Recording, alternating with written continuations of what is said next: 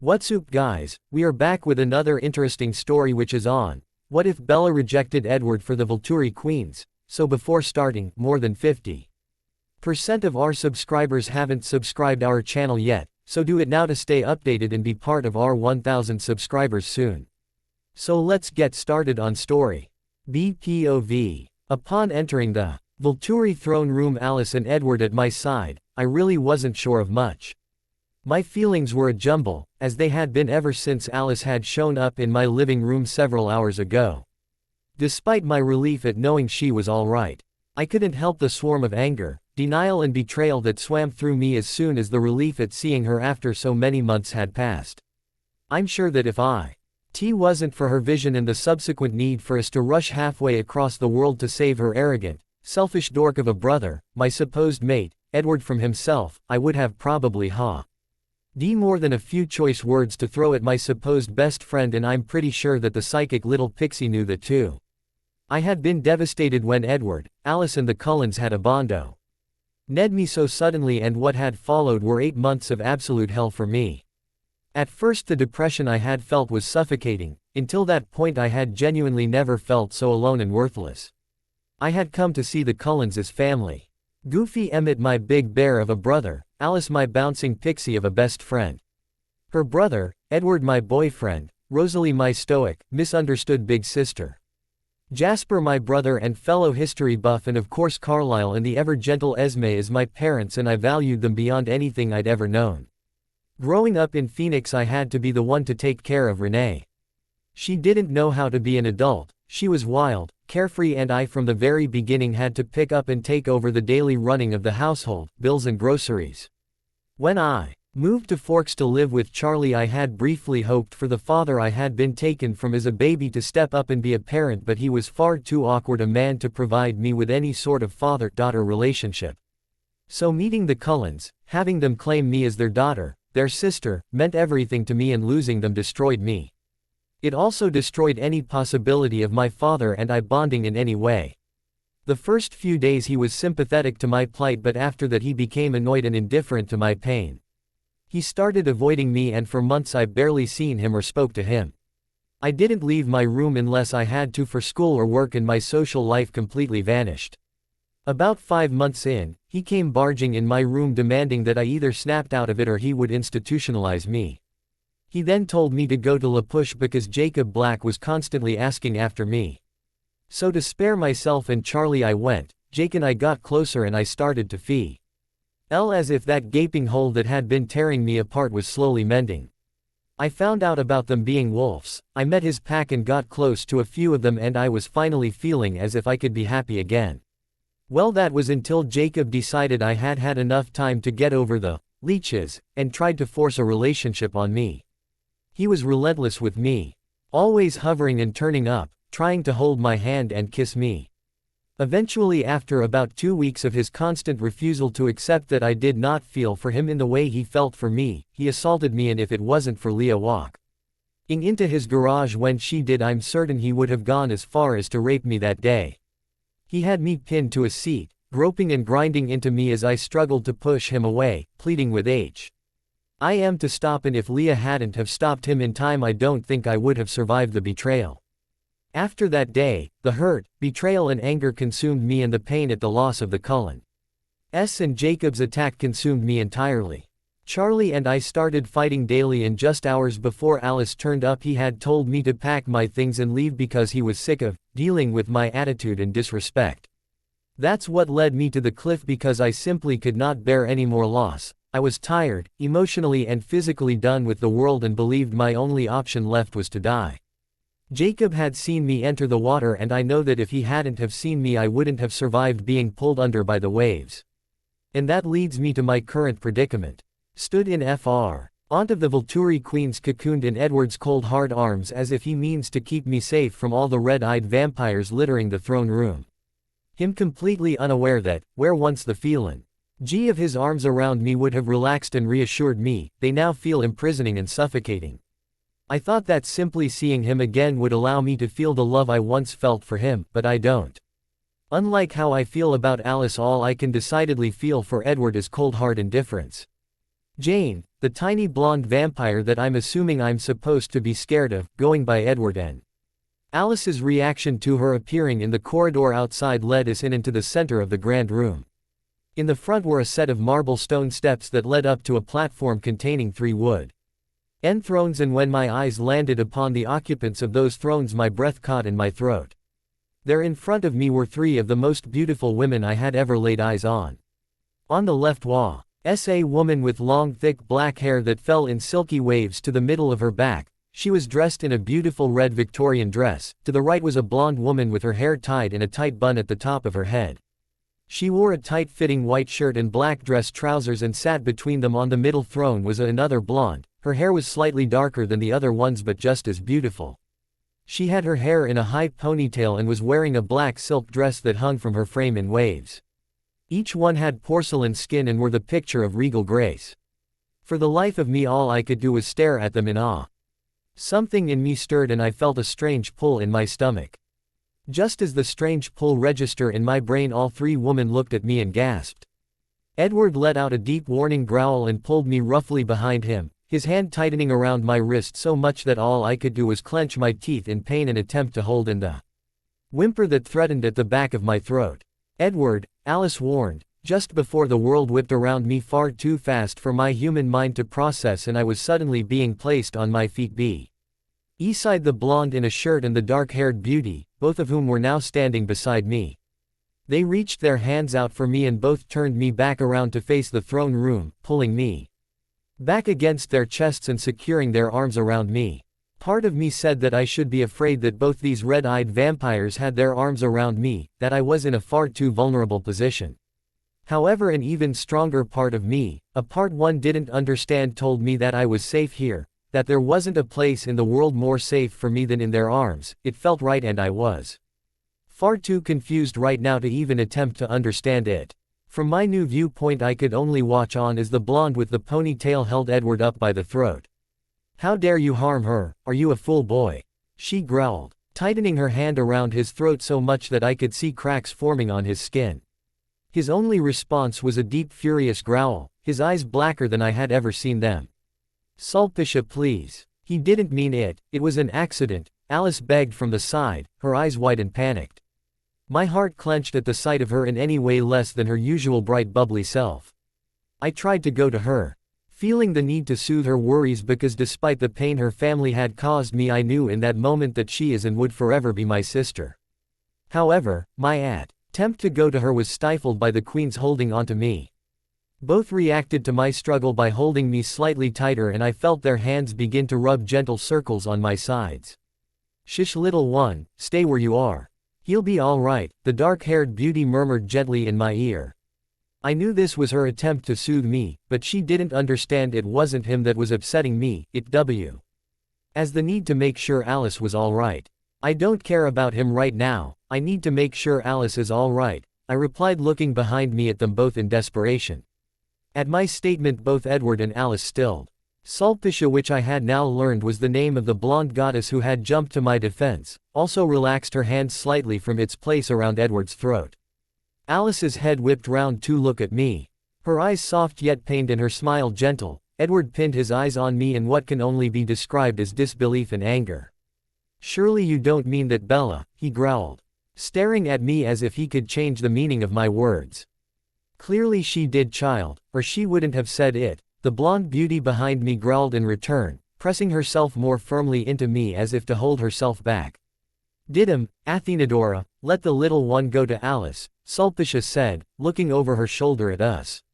Her tone wasn't harsh but held a hint of command in it that made me think that she was the unofficial leader of these 3 gorgeous women. As soon as she had spoken I was released and I hurried over to Alice. She pulled me into a hug and gently nuzzled her face against my cheek. "I'm okay, Bells," she soothed, breathing in deeply what I assume was my scent in order to soothe herself. If it was Edward in this position, I'd be a little worried at the way she held me tightly to her as she breathed in, burying her head into the side of my neck. If Edward had done this I'd worry he was losing control, but I knew my scent was a comfort to her, she had told me once. When I had stayed over at their house before my birthday disaster. She had also admitted that my scent was a comfort to not only her but Esme, Rosalie, Emmett and Jasper too. I remember this surprisin' me because Edward had told me that my scent was the most attractive he had smelt. He said it called to him, and made being near me difficult because he constantly battled the temptation of draining me. It also surprised me because I thought Rosalie didn't like me. It was hard to imagine that the person who despised me the most took comfort from my scent. I also didn't understand how a scent could be comforting, but who was I? A human to question a vampire's reactions to me. Bella, get away from her, you know better than to let a vampire near your neck, Edward demanded, and as I glanced at him I saw him attempt to move my way. But couldn't, as Sulpicia still held him tightly. I'm fine, Edward, Alice would never harm me, I said back, surprising even myself at the indifference in my voice. One thing was for sure. Ever since I saw him again it had been made clear that Edward and I would never be together again. I didn't love him anymore, and I am not sure I ever did. I may have strongly liked him. But now I realized it was his family I was in love with. It was his family that I had missed the most, and it was his family's absence that had caused me so much pain. I couldn't help but feel even more anger settle in my stomach at this realization. This silly man-child, who selfishly left me in a forest and took away the only people I had ever felt like I belonged with because he didn't think he could control himself anymore. You're not safe around any vampires. As your mate I demand you move away from her now, he screamed, struggling harder in Sulpicia's grip. However, Sulpicia didn't even flinch. She just growled at him in warning and held him tighter.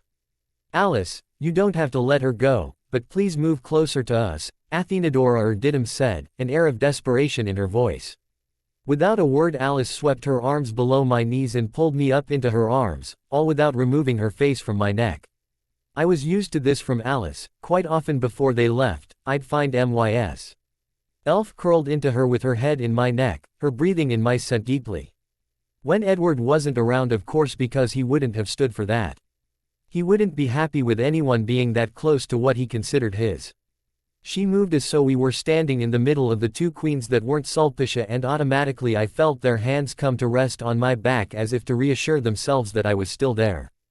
Again I noticed the feeling of warmth and safety settle on me almost immediately and had to wonder what it is about the queens that made me feel like that. Never before had I felt such a sudden connection like I had with the three queens. Even now I was all too aware that Sulpicia was not near me, a thought that sent an unpleasant pang through my heart. She is not your mate, Edward.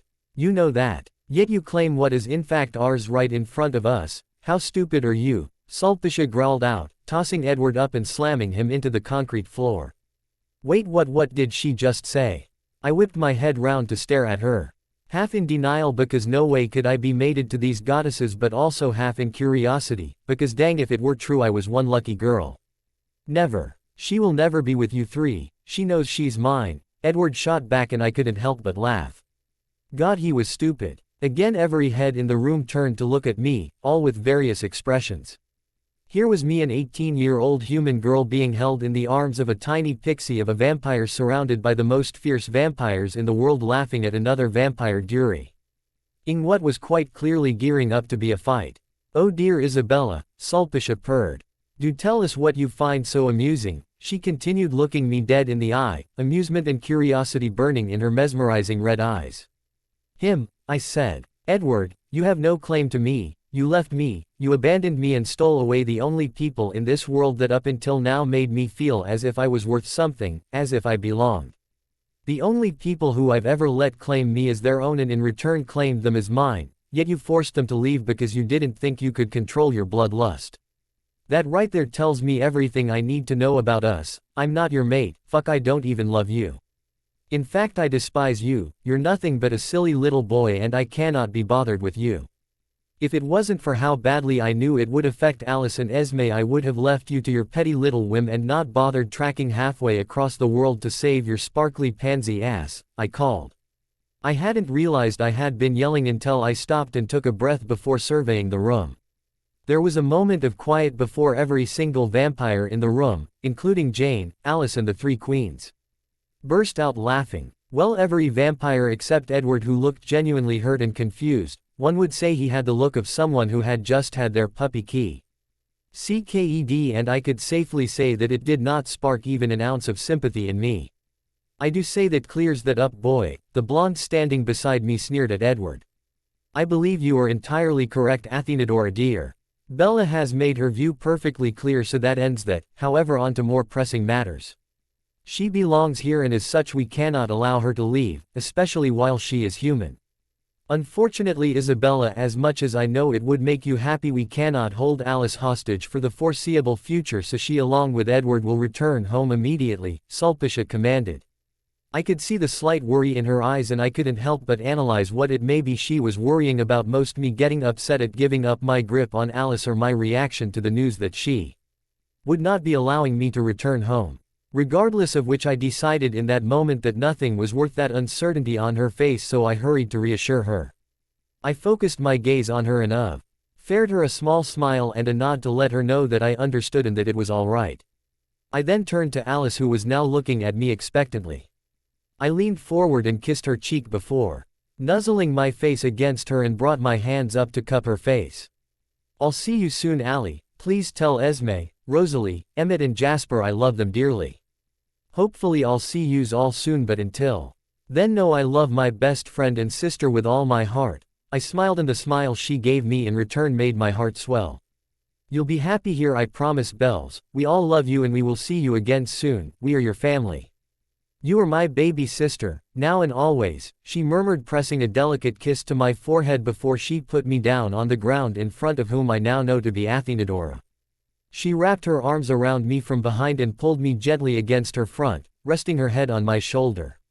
In my new position, I watched as the two male vampires whom had originally tried to bring us to the throne room before Jane appeared, made their way to a struggling Edward who was still in Sulpicia's grip. They restrained him and started dragging him, kicking and screaming, towards the large doors we had entered from. "Oh, Edward," Didymus called, "you are officially banned from Volterra. Unless specifically entitled into our homes, you will be killed upon sight if entering.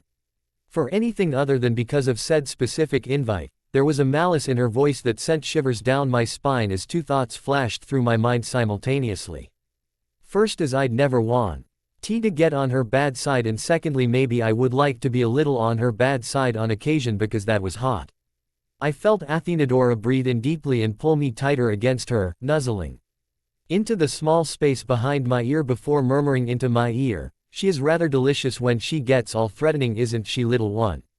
Shit, I thought. Vampires have heightened senses, which means that every vampire in this room can probably smell my less than appropriate reaction to seeing Queen Tall, Dark and Stunning get all fierce. I blushed a deep scarlet but nodded quickly in response as I tried not to make eye contact with any of the queens, focusing my gaze back on the retreating forms of Edward and Alice. Edward was still struggling and shouting, but I had all but tuned him out. Ow. Ice glanced back at me over her shoulder, sending me a wink and a smirk before continuing out the room. As the doors closed, I let out the breath I hadn't realized I had been holding, relaxing back into Athenadora. As I relaxed, I felt some of the tension that I had carried around with me ever since Edward had abandoned me 8 months ago decapitate from my body. I felt a low vibration travel through my back as Athenadora nuzzled my head softly, holding me to her as if she never wanted to let me go. I agreed. Right now I did not want her to let me go at all. I was far too content in this strange vampire's arms. It was as that thought crossed my mind, my body tensed and my heart picked up its rhythm. I really didn't understand why I seemed to be so drawn in by these three goddesses. The things they made me feel were confusing and terrifying all at once, and I didn't know how to respond to the strange but intense need I felt to be as close as possible to the three of them. I knew we were mates. Or so they said, but that didn't mean I understood the way my body and mind were reacting. As far as what Carlyle told me, in humans the mating bond took a while to develop, he had explicitly said. It took months for a human to feel the bond in the slightest, unlike vampires who felt the bond immediately upon scenting or seeing their mate for the first time. He wouldn't have lied, would he? Is this what I'm feeling? The mating bond? I wasn't sure. All three queens picked up on my suddenly anxiety and at once were all standing as close to me as possible, Athenadora tightening her grip on me Saint a fraction more and running her fingers in soft circles against my stomach. It's all right, little one, what's worrying you so much? Didim asked as she took my hand in hers. She and Sulpicia both looked at me with a level of soft concern I had not seen on anyone, and I couldn't help but answer them honestly. I don't understand this. I know you're saying we are mates and I wouldn't argue against that, but why is this so sudden for me?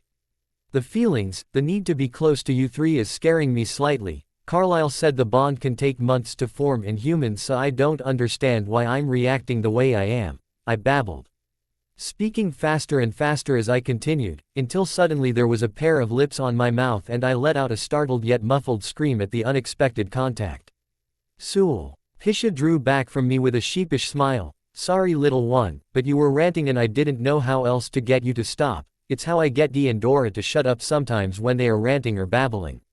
I do not babble, Athenadora retorted in what could only be described as a fond sigh. Oh please, Dora, Didim laughed. You babble frequently and you know it, Athenadora sighed in response and Sulpicia giggled.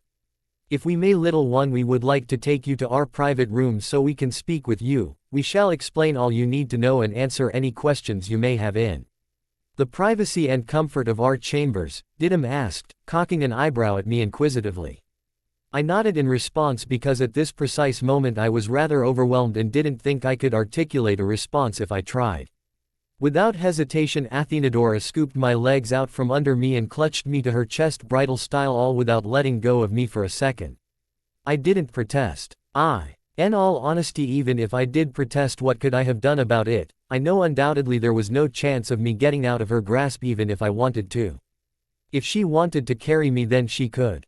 And there really wasn't anything I could do to stop her, but I was strangely grateful to her in that moment. I was tired and overwhelmed and would have slowed them down immensely. BPOV. Within sec. ONDS we were standing in a rather luxurious-looking bedroom. It was painted a deep red with dark mahogany edging. There was a large 4-poster bed in the middle of the right-hand side wall, a massive television suspended from the wall opposite it, several cabinets and chest or drawers all mahogany, and 2 doors leading off to what I assume is the bathroom and closet. In the corner opposite the B.D. was a seating area with a large L-shaped sofa, several blankets, pillows and a small library of books in front of it. The room was large and spacious, lit with a dull light that made the room look soft and warm.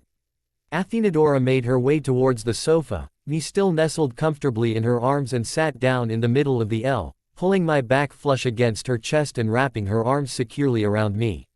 She then drew a blanket around us once I was nestled into her and placed her chin on my shoulder, pressing her cheek against mine. I got the feeling that for the next few weeks I was barely going to have a moment alone to breathe without one of these beautiful women clutching me to them. Not that I'm complaining at all. Didim and Sulpicia sat either side of us, both tucking their legs under them and angling towards us so I had a clear view of their faces.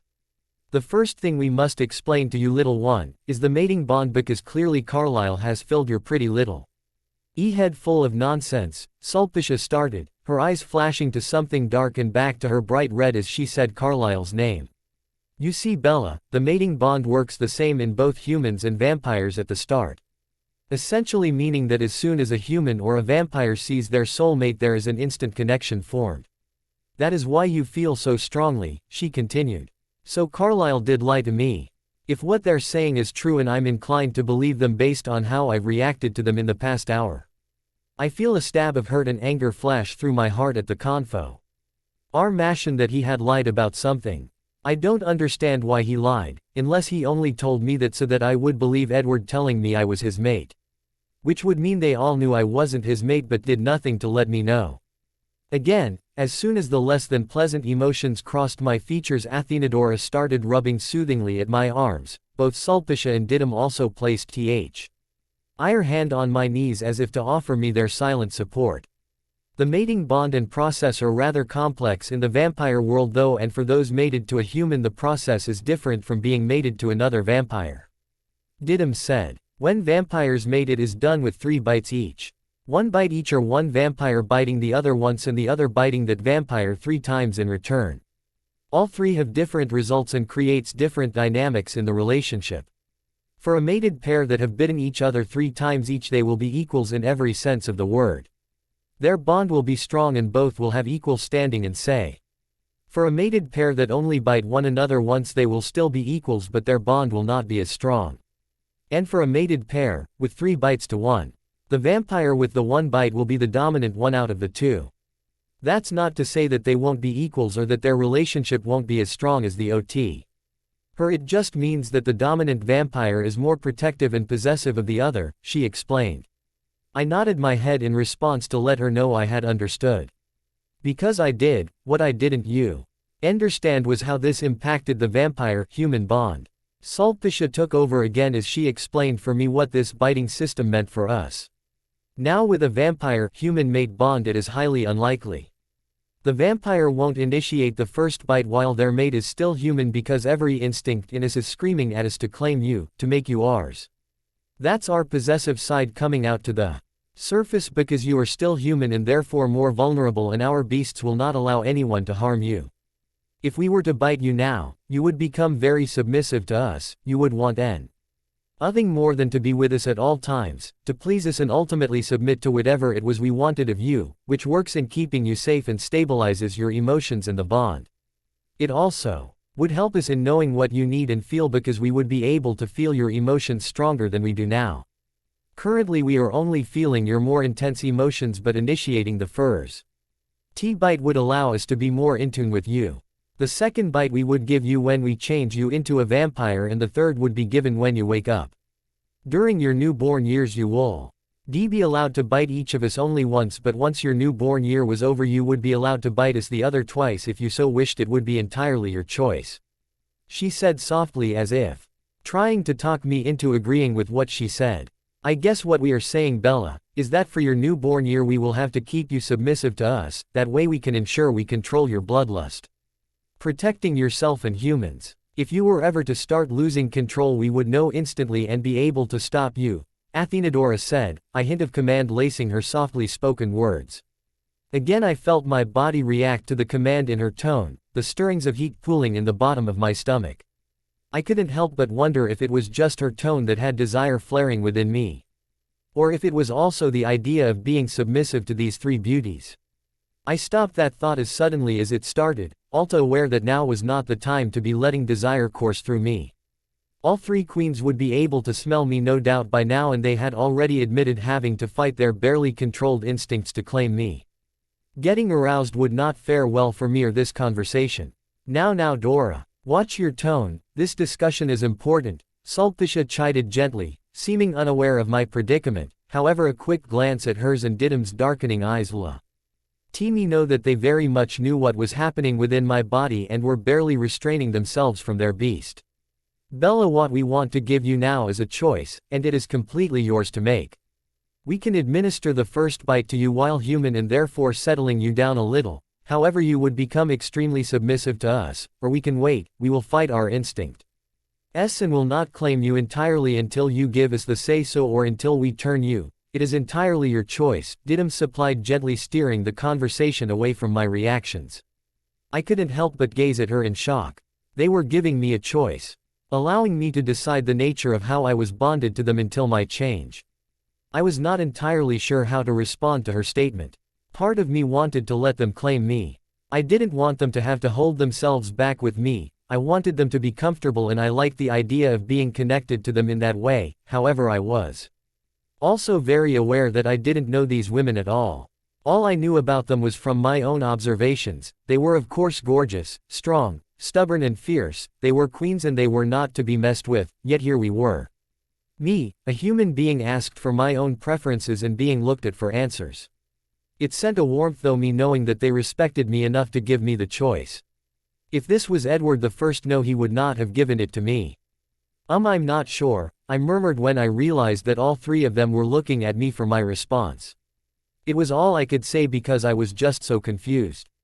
That's okay, little one, no matter what you decide we will respect it. We are yours as much as you are ours, Athenadora soothed, gently nuzzling her nose into my neck.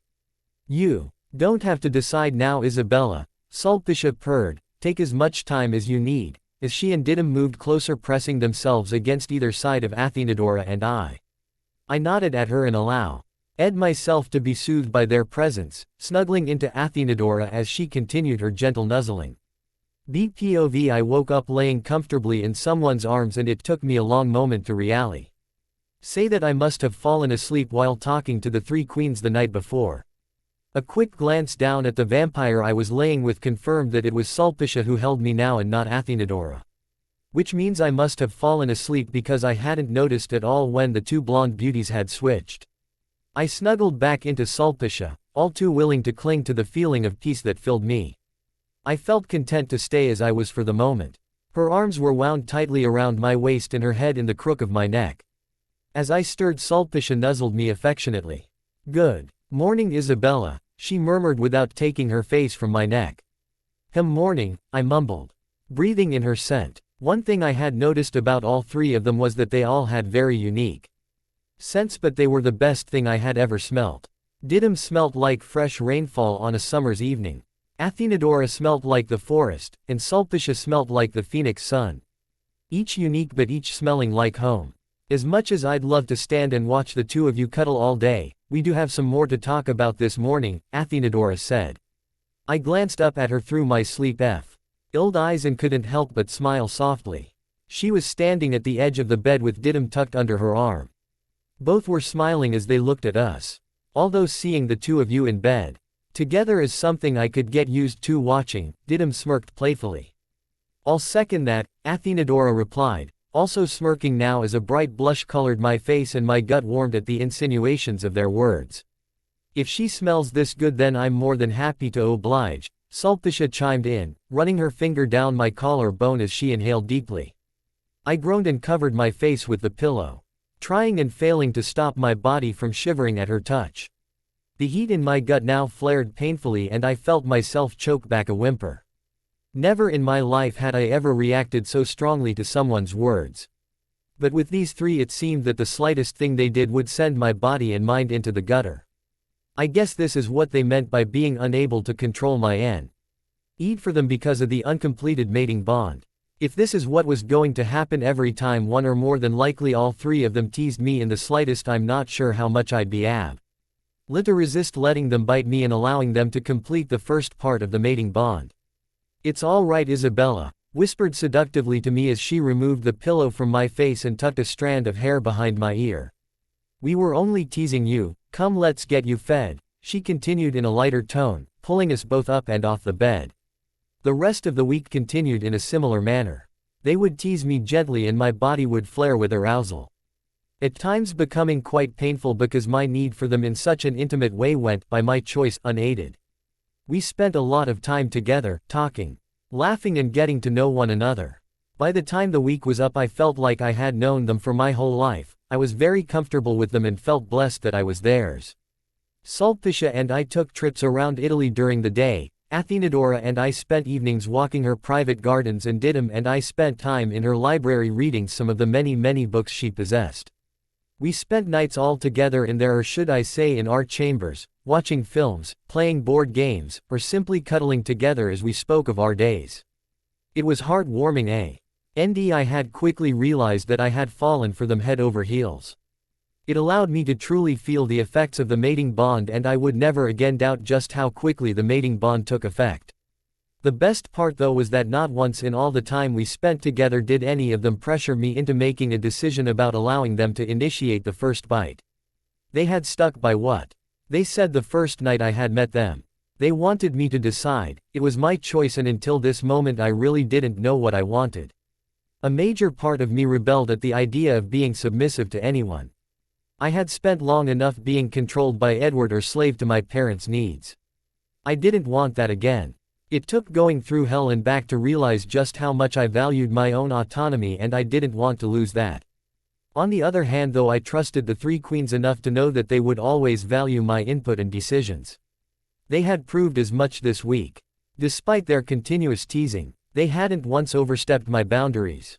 They kept a level of chastity to their actions towards me. They kissed my cheeks or forehead and always held me in a way that and their hands never touched me in a way that may be deemed sexual, and for that I was grateful.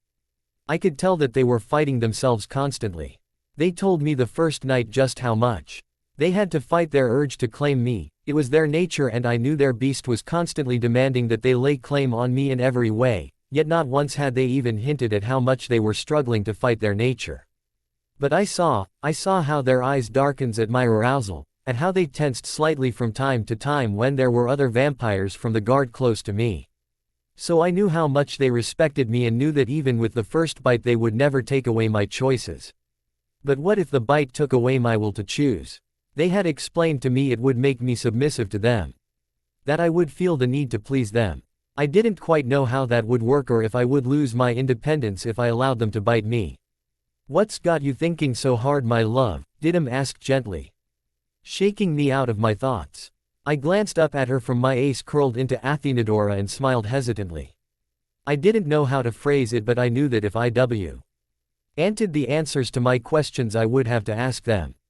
I was just thinking, I began, forcing myself not to tense up or chicken out of asking them. If I allowed yous to give me the first bite, how would it affect me exactly?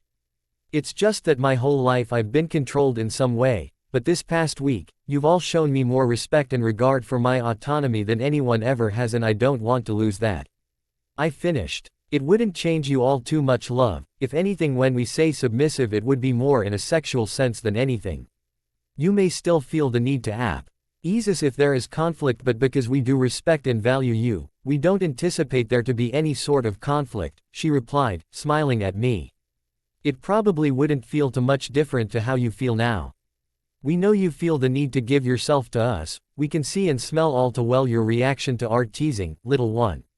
All it would really do is settle your urges a little by making you feel secure in your relationship to us, Sulpicia added. What do you mean secure? I asked curiously. I know they sensed my reactions to them, and she was right, every day had been torture when they were teasing. I became aroused faster than I thought possible, and it often became quite painful as I continuously fought my desire to give myself to them. The reason you are feeling everything so painfully is because your body recognizes us as mates, it's an instinctual reaction. But by denying your needs it confuses the bond, your instincts tell you, it's okay to want us completely, that it's okay for you to give your body over to us, but it doesn't understand why we haven't mated yet as is natural when we find our mates. If we were to bite you, it would solidify the mating bond because the act of claiming you, marking you permanently would mean you carried our scent on you at all times, and it would therefore settle the bond. Although it isn't essential, little one. We are more than PPY to allow you to make your own mind up. Our bond will not be any worse if you do not allow us to bite you, Athenadora explained, pulling me tighter to her in a gesture of comfort. I'm guessing Hay could sense my conflict, and this was her letting me know that they were standing by me no matter what my choice was. What they said made perfect sense to me. I had always known that the act of mating and marking each other solidified the mating bond in a couple. Alice had explained as much to me, and I trusted the queens when they said it wouldn't change who I was in any way except allow the bond to settle and my instincts to stop warring with me constantly. As I thought, I swept my gaze over Sulpicia and Didim, who had now turned their attentions to each other and were currently embracing one another in a soft kiss. I felt the now all too familiar heat flare in my gut and wetness pull in my panties. This so wasn't fair. Athenadora chuckled quietly beside me before leaning down to whisper in my ear. You smell divine, love. It amuses me how quickly you react to us, and we don't even have to touch you in any way. Her voice came out as a purr as her breath coasted gently over my ear, and I felt a shiver rake down my spine from a combination of her proximity, her words, and the sight of Didim and Sulpicia kissing in front of me.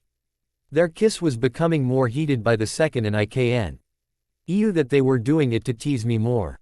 I clutched at Athenadora desperately and tried hard to slow my heart down. It was now racing in my chest, and I could feel my throat constrict with my pent-up frustrations. Athenadora picked me up effortlessly and placed me in her lap, my back to her front, and locked her arms around my waist in response. Her new positioning of me allowed me to feel her breasts press up against me and meant that I couldn't turn myself away from the by now heavy makeout session going on in front of me. Athenadora ran her nose along my neck, inhaling as she went, and it didn't help me calm in the slightest. I let out a choked whimper as I sat there watching helplessly, and I felt myself give in that moment. What's wrong, baby girl? Sulpicia suddenly asked, pausing her kiss with Didim to look at me. She too had pitch black eyes and a slight predatory glint in her eyes as she smirked at me. Need something? God, I groaned, running my fingers through my hair. In that moment I knew what I needed, and I also knew that it wasn't my sexual frustrations talking as I answered her. I wanted to be theirs, completely. I needed to be theirs, and for that to happen properly I needed them to claim me. Would you like us to stop teasing you now, little one? Didim chuckled as she tucked herself into Sulpicia's side, both settling back on their sofa as if to watch a film. I looked at them individually for a moment, appreciating their beauty and the knowledge that they were mine. I want yous to claim me, completely, I whispered as I leant into Athenadora and bared my neck to her. I knew from their reactions that I didn't have to explain myself. All three growled quietly before Didim and Sulpicia stood up and began to advance towards me. BPOV as soon as I had bared my throat to Athenadora. Her lips pressed down on my pulse point, placing gentle nips, licks and kisses onto my sensitive flesh, while her hands reached for mine and drew them down to my sides. She then spread her legs wide, separating mine in the process, as if to present me to the other queens. In a way I guessed that was exactly what she was doing. She was manipulating the position of my body to allow the other queens complete access to me, allowing them free reign over what they were about to do to me. All the while she kept her mouth to my neck, sucking, licking, nibbling and biting down gently. Being held by her, rendering me vulnerable to the other queens, and her gentle working of my neck had my nerves on fire. I could feel the heat building in my gut and my desperate need for them come flaring to life. I let out a soft groan as I tilted my head further back to allow Athenadora more room. You're a beautiful sight, my dear, Didim purred as she and Sulpicia climbed onto the sofa with us both straddling one of mine and Athenadora's legs each, trapping me between them and the blonde goddess working my neck so expertly.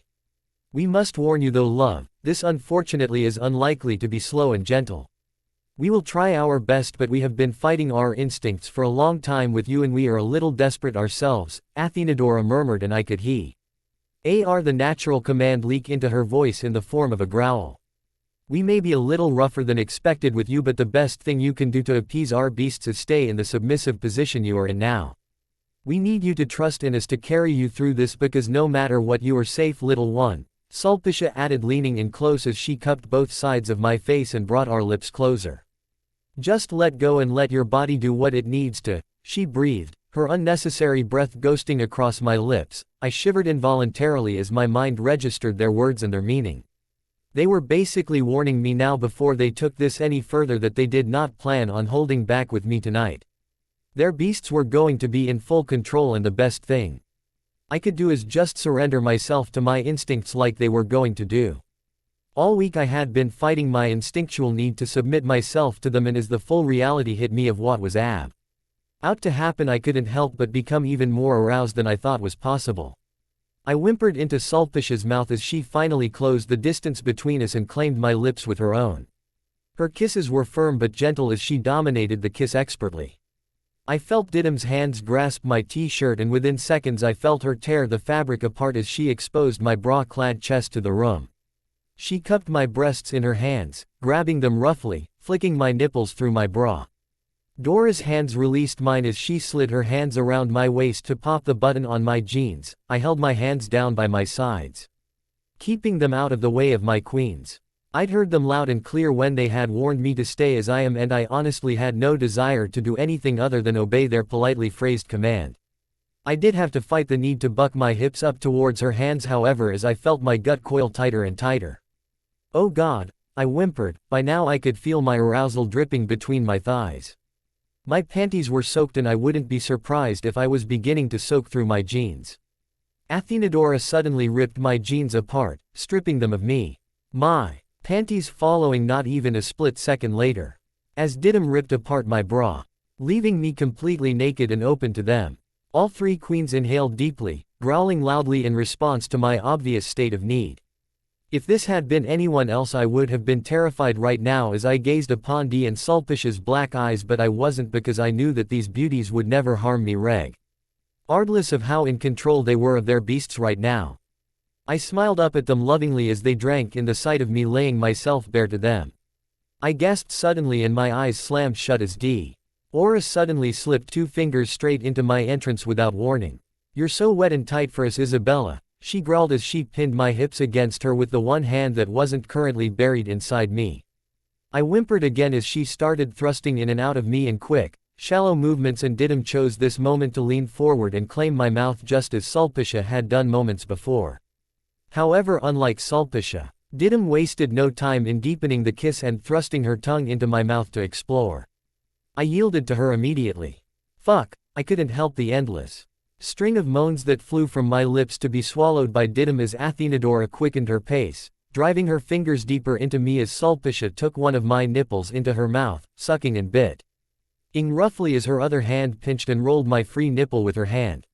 My breath was coming in pants now, my heart beating so loud I swore I could hear it as the coil in my stomach wound so tight I thought that I might snap. Nothing before had ever felt this intense and I began to fear what was happening. I hadn't ever felt like this before and I didn't know what to expect, yet I do nothing but lie there on Athenadora's lap as I was taken by my queens. As if sensing my growing fear, Dora began rubbing soft circles onto my side with the hand she was using to hold me in place.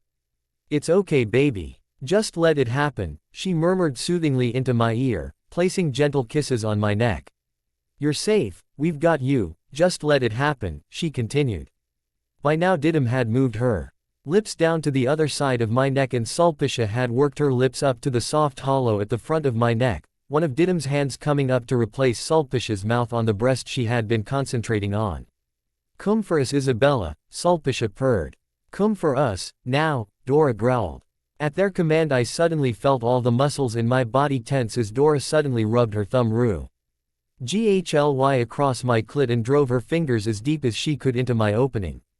I gasped loudly as I felt a sudden pain in my vagina as she broke my barrier and all three of them growled one word before they bit deeply into my neck. "Ours." Quote. I released a deep guttural moan almost immediately after as I felt my orgasm wash over me. All the muscles in my body contracting and relaxing sporadically as my eyes rolled black. My vision clouding and I was washed away in wave after wave of white-hot pleasure. I felt them draw in a mouthful each of my blood before removing their teeth from my throat and lapping gently at the wounds they had created to seal them. I was helpless to do anything but feel as I continued to ride the pleasure that was washing through me. All the while Dora did not stop her ministrations between my thighs, only slowing the pace of her thrusting as she helped me ride out my orgasm. As my vision began to clear, my heart slowing and my breath slowly but surely returning, I couldn't help but smile softly at the feeling of completeness that was being left as my orgasm tapered off. Their explanation about the first bite solidifying the bond coming back to me as I continued to calm. All three of my queens holding me and caressing me gently with sweet soothing words and soft touches. I knew what they meant now and I couldn't help but appreciate them even more for the way they had allowed me the time and space to make my own decision about this. It was empowering despite the knowledge that I had literally just surrendered my body to them. This felt more right than anything and I couldn't help but be glad I had chosen to allow them to bite me. They were mine and now I was theirs, completely in every way. Body, mind and soul. Queen's pav as the queens lay upon bed in their room they couldn't help but feel blessed as they watched their young mate sleep. The air was saturated in the smell of sex and the girl was covered in the queen's scent. Athenadora smiled smugly and nodded to herself. Yes, their mate smelled so much better, now that the girl's scent wasn't tainted by that Cullen boy's scent but theirs instead. The girl was currently lying on Dora's chest. Her other mates, Didim and Sulpicia, curled into her sides, arms resting around the girl and Dora, and she wouldn't have it any other way. See, to the rest of the vampire world Athenadora was a fierce, angry individual who was to be avoided, but that was just her protective armor. The way she held what was most dear to her close to her heart, and nothing was more dear to her than the three women relaxing in her arms. To her mates Dora would always be the most loving and gentle person they would ever know. They were the only people in this world who would ever know of her this way, and it was for this reason Sulpicia and Didim had decided to allow Athenadora to take the lead on caring for their young mate. They knew the girl would need a lot of reassurance and love in the beginning despite the reassurance of the mate bond, no thanks to the Cullen boy, and they knew that Dora would be the perfect person to give her that. They could already see that having Athenadora close to the girl made her feel safe, and they would ensure that she always felt that way. She's everything we could have hoped for, Didim whispered to her mates. Everything and more, Sulpicia agreed, nuzzling her face into Athenadora's neck. All three lapsed back into silence, happy to be holding the final piece of them after 3,000 years of missing her. She was what they had knew was missing from the moment they had all met. They knew they were mates but never felt complete. Not until now anyway. A gentle knock at the door pulled all three queens out of their own thoughts. Come in, Jane, Sulpicia called, turning to face the door as Jane. Their most feared guard member entered the room. All three queens had to stop themselves from laughing as Jane's nose crinkled when the smell of sex saturated her senses. I hate to interrupt your majesties, but there is guests in the throne room requiring your urgent attention, Jane said, bowing her head before disappearing back out the door. Well, I suppose RT. Ime watching our little mate has been called to an abrupt end. Didim scowled, she wasn't pleased. In fact, none of them were, they had just found their mate and were loath to leave her. You two go, I'll stay with her till she wakes, Athenadora said. She wasn't leaving for anyone, not when she knew their young mate would fret if she woke up alone and naked in a bed. Didim sighed, placing a kiss on both Athenadora and Bella's head before standing up. Very well, my love, if she wakes, bring her with you to the throne room. She is one of us now and therefore deserves to know whatever is going on. As much as we do, Sulpicia murmured before she too stood up, kissing both of her mates that were still lying on the bed and taking Didim's hand to head to the throne room. Throne room. 20 minutes later. 20 minutes later, Athenadora walked into the throne room with Bella in her arms. Bella was held tightly to Athenadora's chest while the human's arms and legs were wrapped tightly around her maw. Tay in her head was buried in the crook of the vampire's neck. The human had woken up moments after her other mates had left the room. Somehow even in sleep, sensing that they had left her side. It took her a few minutes to wake up properly and process what was happening before she jumped into a quick shower with Athenadora and got dressed. However, despite now being fully awake, she was all too happy to let her Dora pick her up again. Sensing that Dora needed her close right now just as much as she needed Dora. She didn't understand it much, but she felt safest when she was in Dora's arms and wasn't too keen on giving that up.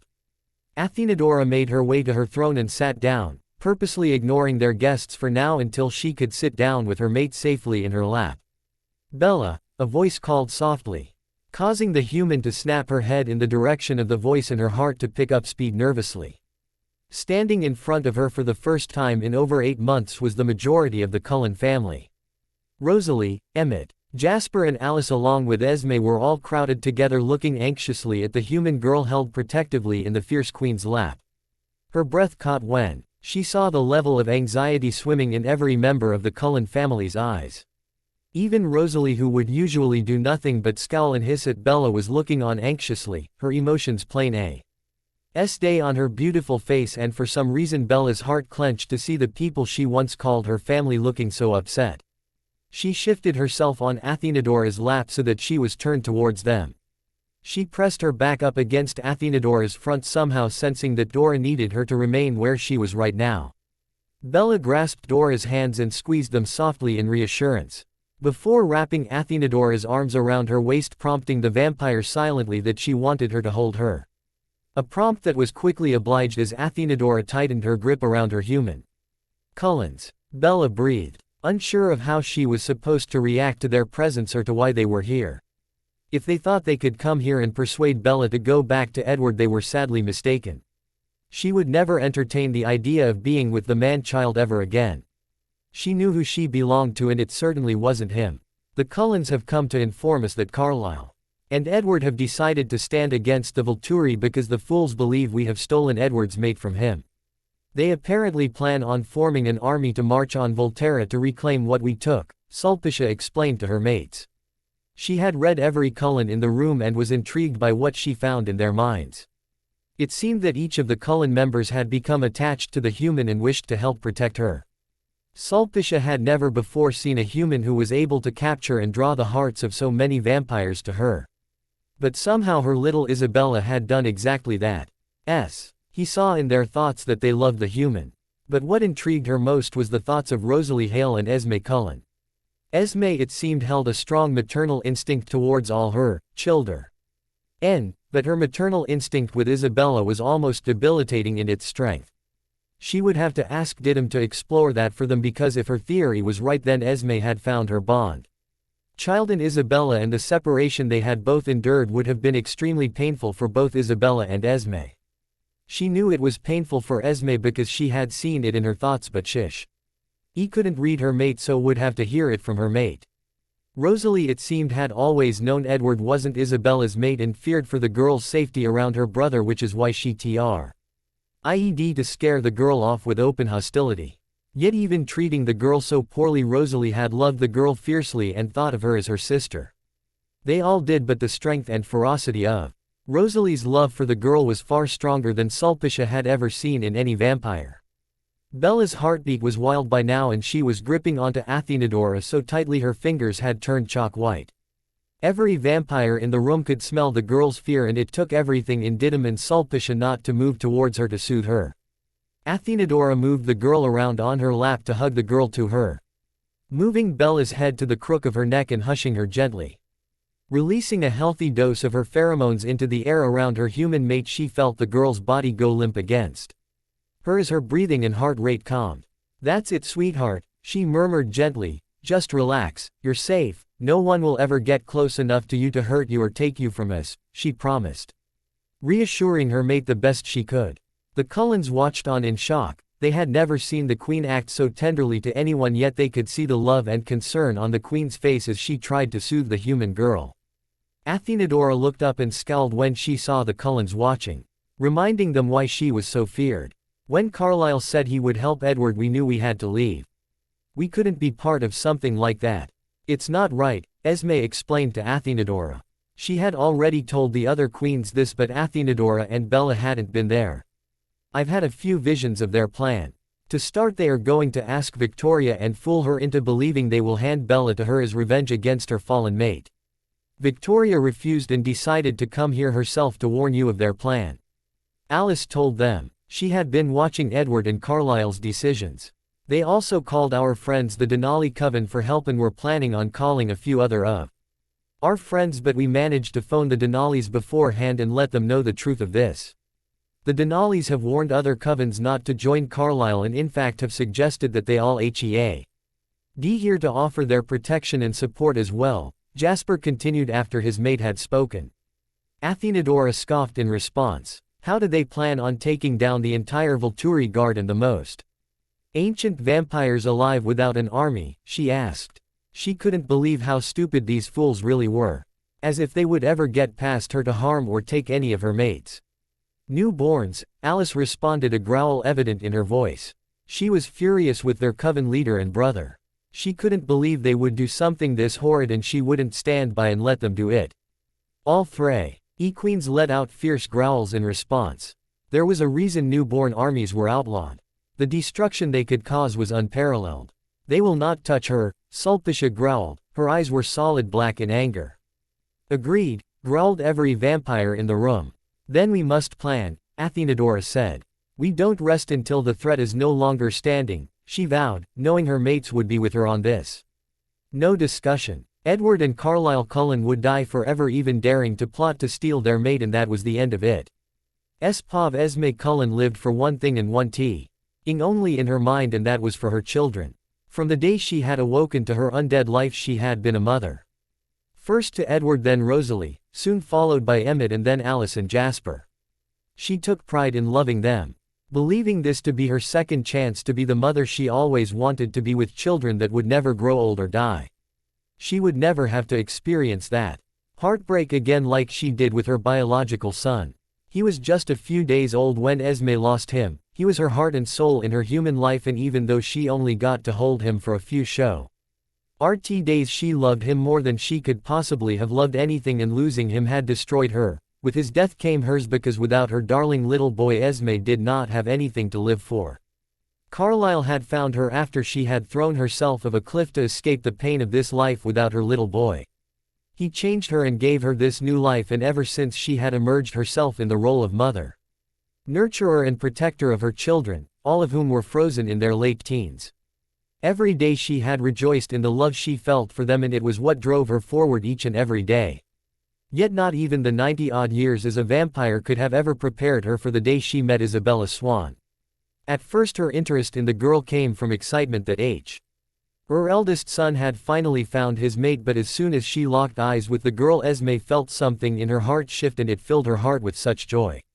This girl was her little girl, her daughter, and Esme had loved her from the very first moment she had laid eyes on her. Her need to comfort and care for the girl drove every vampire in the house insane. Her constant fretting and hovering over the girl was a little obsessive, yet Esme couldn't seem to help it. Her instinct screaming at her to keep this girl safe and warm, to keep her healthy and happy. The need was so much greater than she had ever felt it, and Esme embraced the bond with the girl. She knew the girl was drawn to her also. She was always full of soft smiles and affection for her brothers and sisters, but Esme had noticed the girl had a special smile, reserved only for Esme, and it was the type of smile that made Esme melt and soar all at once. The love and absolute adoration on the young human's face was Esme's favorite look, and she came to live for the chance to make the girl smile at her that way.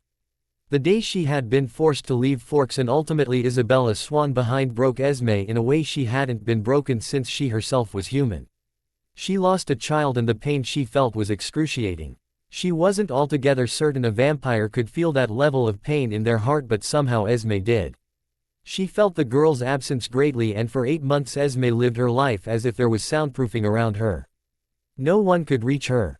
She didn't smile or laugh with her other children. She didn't garden or entertain with their cousins, the Denalis, and she barely left her bedroom. Even Carlisle couldn't reach her, and that's the way she remained until the day that Alice and Edward had arrived in Denali with the little human's scent clinging to them. For the first time in 8 months Esme entered the living room with her whole family. For the first time in 8 months she paid close attention to her 2 children, explained the situation in great detail. Alice happily bubbling about how Bella loved them very much and sent her love, how the human girl had bravely followed Alice to save Edward, to spare the family the heartache of losing their family member. How the girl heroically sacrificed her own chances of survival to throw herself at Edward to prevent him exposing himself, and how then the girl, after finding her mates in the Volturi queens, stood up to Edward and put him in his place, and how Alice was so proud of their sister. Esme noticed the joy in her daughter's face. He caught the longing and love in Rosalie's eyes at the mention of Bella. She noticed how every single one of her children except Edward looked more alive in this moment than they had since leaving Forks. With the girl's scent hanging in the air, each of her children breathing in deeply as if they could smell her into landing on her bottom in the living room. How they all watched Alice, reacting and hanging off of every word. She watched as Edward threw a fit about his stolen mate, how he demanded they do something. She watched as every one of her children told him no, the girl wasn't his, why wouldn't let him ruin the girl's chance at happiness. She watched as her supposed mate rose up to defend his eldest son, promising him the girl and revenge against the Volturi. She watched as the man who claimed to love her berated her and demanded she join. She watched as the supposed father demanded his children stand by him. She watched as they were given an ultimatum. They stood with Edward against the Volturi or they were banished from the Cullen Coven. She watched as Rosalie, Emmett, Alice and Jasper moved as one, removing the Cullen crest from their jewelry and throwing it on the floor at their feet. A clear message. They would fight for their human sister's happiness and would not let Edward and Carlisle attempt to destroy that. She watched until she simply could not watch any longer. And then she knew that the only way to protect her family, those that genuinely loved one another, was to go to the source. Was to go to Bella, to go to the queens and tell them of what has happened. Because Esme was many things but a fool she was not, and she was not to be underestimated. Especially when it came to her children. Especially when it came to Bella. So Esme too removed the Cullen Coven crest from her neck, tossing the piece of jewelry to her feet. Carlisle staring at her in shock as Esme turned and followed her children out of the former Cullen Omen back to their cousin's house in Denali to form a plan and ensure that their cousins did not get pulled into Edward and Carlisle's scheme to steal a mate that was not theirs away from her rightful mates. Steal a young girl away from her choices and away from their happiness. They moved as one, and for the first time in 8 months Esme felt like she had purpose again. And that purpose was clear. She would protect her daughter. No matter what. Now as she stood in the Volturi throne room she felt herself holding the breath she didn't need, anxiously awaiting to see if Bella would acknowledge the mother figure. Esme could feel the girl's emotions as surely as if they were her own and could sense the turmoil in the young girl's heart. She could sense her fear, her longing, she could sense the relief and the anger, and Esme couldn't help but flinch at the concoction of emotions the human girl was drowning in as she clutched onto Queen Athenadora tightly as if she was afraid that letting go of the terrifying queen would mean she would be swept away and drowned in a sea of emotions the girl didn't know how to process. Esme had to wrap her arms around herself in an effort not to rush to the girl. A glance out the side of her eye told Esme that her children too, Rosalie and Jasper included, were in the same boat as her. All desperately clutching onto one another as if the contact alone was the only thing holding them back from ambushing the little human girl that they had missed with their entire heart and soul. But Esme knew she must be patient, they had literally just waltzed back into the girl's life after 8 months apart, and she knew the bond between them would be anxiously trying to assert itself again, but she couldn't risk overwhelming the girl any more than they already had. She was certain Bella's mind was still trying to filter through all the information they had just revealed about Edward, Carlisle and their vampire friends. Esme searched her mind almost frantic. Ally for something she could say to draw Bella's attention back to her, if only so she could reassure the girl with eye contact and the promise that Esme would never leave her, would never abandon her daughter ever again. If she could go back and try harder to stand up to Edward, none of this would ever have happened. She was angry at herself for backing down when Edward demanded they leave Bella, and Carlisle predictably backed him up. She was just so scared of losing all her children again that she had listened when she should have fought. Surprisingly, Esme didn't have to be the one to broach the gap between them and the human girl, because none other than Rosalie spoke up first. "Bella," Rosalie called out hesitantly, her voice the softest it had ever been when addressing Isabella.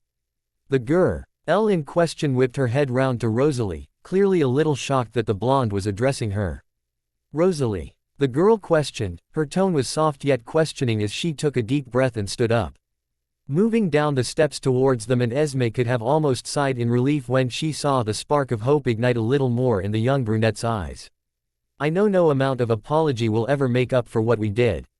We left you when we should have fought to stay. They gave us the same choice then, before we left Forks, about the coven.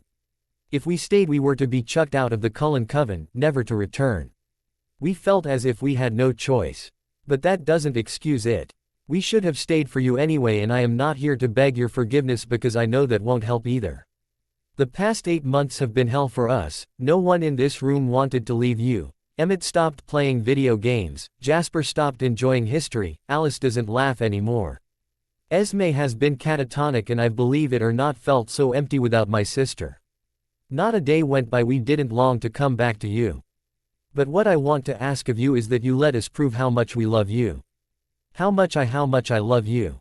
We are your family, we should have done better, but I promise on my Emmett that if you let me, I'll stand by your side forever," Rosalie said in the vulnerability in her voice startled everyone in the room, including Bella and the Volturi queens, who had only ever seen the cold hard facade she presents to everyone that isn't her family. Esme kept her eyes trained on her human daughter, watching closely to her every facial expression. She knew the girl enough that she could almost tell exactly what she was thinking just by her facial expression. Watching all traces of anger melt from the girl's face as the uncharacteristic vulnerability displayed by her eldest daughter managed to reach Bella in a way that Esme doubts anyone else in this moment could. Her heart soared in pride for her eldest in that moment and almost slammed out of her chest from joy when she witnessed her human daughter throw herself into Rosalie's arms, both clinging onto each other tightly. Bella automatically tilting her neck so that Rosalie could bury her head against the human's neck, purring softly to the human as she inhaled her scent. Esme could have sworn it was the most tender moment she had ever witnessed in all her years alive. Both human and vampire years for that matter. It warmed her to know that finally, after months of heartache and pain, her children, her family, were finally whole again. Gazing at her children, as they all embraced the human, before Bella wrapped her arms around Esme for the first time in months, she knew Rosalie was right, never would they ever leave their human family member for anything.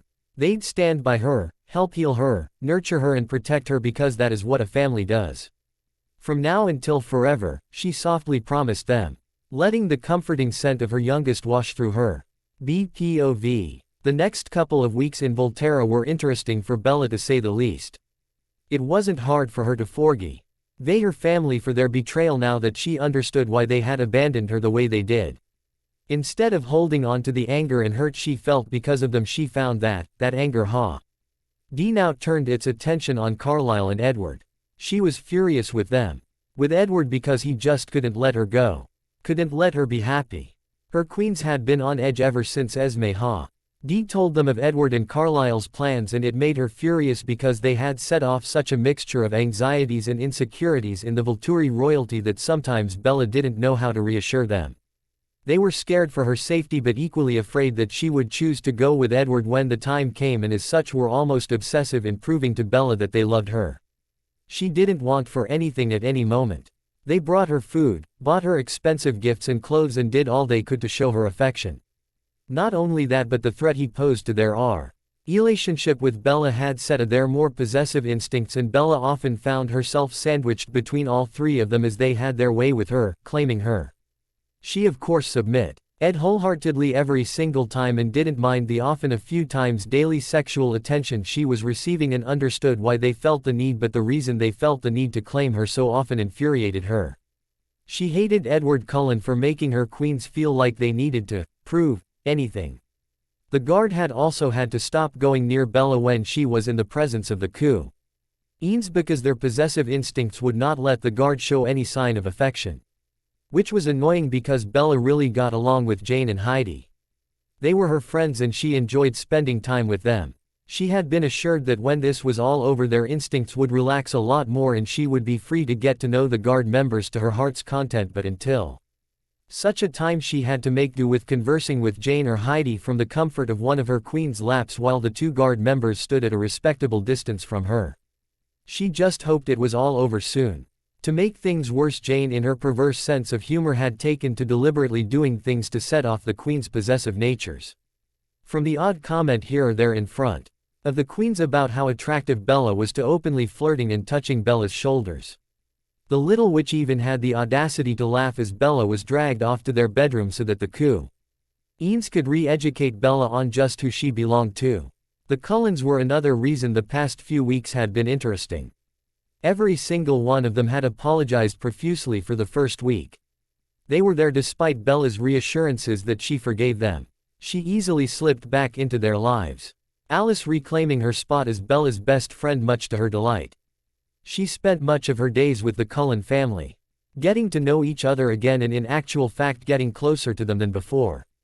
It was as if losing each other and then finding one another again had removed and all barriers that were once between them. Surprisingly enough, that included for Bella and Rosalie too. The blonde had surprised Bella completely with how easy it was to get along with her. In actual fact, she found that she had a lot in common with Rosalie. They had both been harmed by men that they trusted. When Rosalie had found out about Jacob, it took a solid 3 hours to convince Rosalie to calm down and let it go. 3 hours Bella spent being held captive in the blonde's arms with Rosalie's head buried in her neck as the blonde did nothing but growl at anyone that tried to come near them. It was fair to say Rosalie was more than a little embarrassed when she finally came down from her protective angry growl-a-thon. It was this protectiveness that had surprised Bella most. Before the Yens had turned up in Volterra, Bella had believed the blonde had despised her. Finding out the blonde had only acted the way she did was because Rosalie had loved her deeply and was terrified of what harm she could come to with Edward had made her heart ache in strange ways. She had come to respect Rosalie greatly and valued the friendship they had formed. She truly had become Bella's big sister in every way, and it was hilarious for Bella to watch Rosalie scold and often chase Emmett about when he took teasing Bella too far. Like the time about a week and a half after they had arrived when he had snuck into her room and removing all the screws holding her bed together, meaning when Bella sat down on it she fell as the whole thing came apart. Bella had banged her elbow so hard she thought she had broken it. The queens were furious but paled in comparison to Rosalie's temper. Emmett went missing for a few days before coyly turning back up to ask for forgiveness, amusing Bella to no end.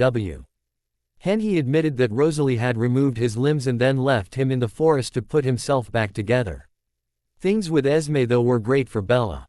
In Esme she got the mother she had never. Hadn't it made her feel complete for the first time in her life?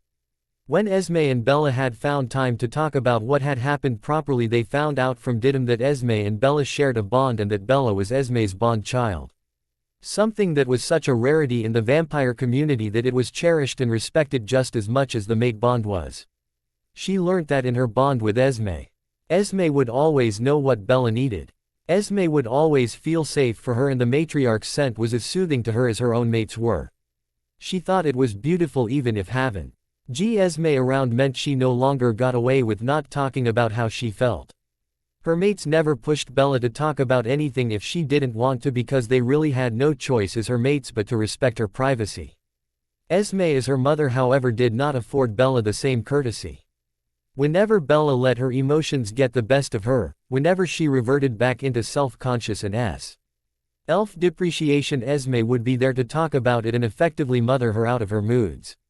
No matter how much she tried avoiding her vampire mother by hiding or running from her, she was always caught by Esme and dragged back to talk, and her dang attractive mates did nothing to help her out but laugh quietly and leave her alone with her because they wouldn't chance getting between a mother and her cub, for fear of the repercussions. When they admitted that though she couldn't help but laugh, the three strongest and fiercest vampires in the world brought to their knees by the loving and ever gentle Esme. It was an image that had everyone doubled over with laughter when Bella had pointed that out, earning her unamused glares from her mates and a soft smirk of approval from her mother. All in all, if she could ignore the looming threat of Edward and Carlisle amassing a vampire army to storm Volterra and steal her away, she was really happy and life was good. Her heart filled with vain happiness and a sense of belonging she had always longed for. "What's got you thinking so hard, little one?" Esme asked as she and Rosalie walked into the throne room and took a seat in front of her, startling Bella out of her reflection. Bella smiled gently at Esme. Knowing better than to say nothing, she decided honesty was best because she was a terrible liar and she really didn't want to be tickled or cuddled into submission by her mother or her sister. Just reflecting on how much things have changed for the best, she hummed, gathering her pack of cards off the table and shuffling them. "It certainly has changed quite drastically," Rosalie nodded, patting Bella's knee gently. "I'd say," she snorted in reply, giggling slightly at her eldest sister, "I never thought I'd see the day." Rosal I.e. Hale willingly sat on a floor without huffing or being told to. She smirked, knowing that it would get a reaction. "Watch it, baby sister, I could have you crying and peeing all over yourself in sec. ONDS if you keep that up," Rosalie hissed, failing completely to hide the smile or the spark of amusement in her eyes. "Oh really now?" Bella cocked an eyebrow at her sister in challenge. "You'd do that? How and to what end?" "Me telling mom about how you bro oomph." She was cut off suddenly by Rosalie's hand covering her mouth as she surprisingly found herself held in Rosalie's lap, back to the blonde's chest and the blonde's arms wrapped tightly around her. "Don't you dare, sister, or not I'd tie you to the chandelier," Rosalie growled in her ear, tickling Bella's stomach in retaliation. Bella tried to struggle free from the blonde's grip but found it hopeless. Trying after a few seconds, she glanced at her mother pleadingly. "Oh no baby, you wind your sister up, you get to deal with the backlash of that," Esme said, hiding her laughter behind her hand.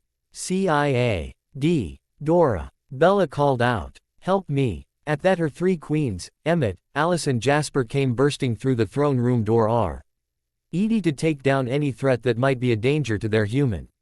Before stopping suddenly and bursting out in peals of laughter at the sight in front of them, as the sight of Rosalie and Bella lying on the floor registered.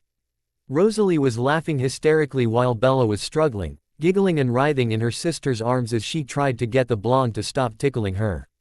"Don't just street in there, hell, help me." Bella breathed at them, clearly struggling to talk through her giggles. Glaring playfully at them. Can't control your wifey," she screeched. "Not a chance, Belcb. This is just too darn good," Emmett laughed, his eyes twinkling. "CIAD Dora, if you don't help me, I'll ban sex for a month," she gasped in between giggles as Rosalie picked up her tickle attack a notch. "I do believe, ladies, if we don't help our dear little mate, she is quite serious in her promise," Athenadora laughed, looking between her mates. "I think you're right, Dora," giggled Didim. "Very well," Sulpicia laughed. Rosalie, unhand her before I'm forced to disarm you, she said, smiling at the blonde. Bella sighed in relief when Rosalie reluctantly complied. Don't think you can Ely on your mate's always being there to save you, little sister, Rosalie threatened as she stood up with Bella in her arms. Despite the threat, she hugged the human tightly before placing a kiss on her head and releasing her.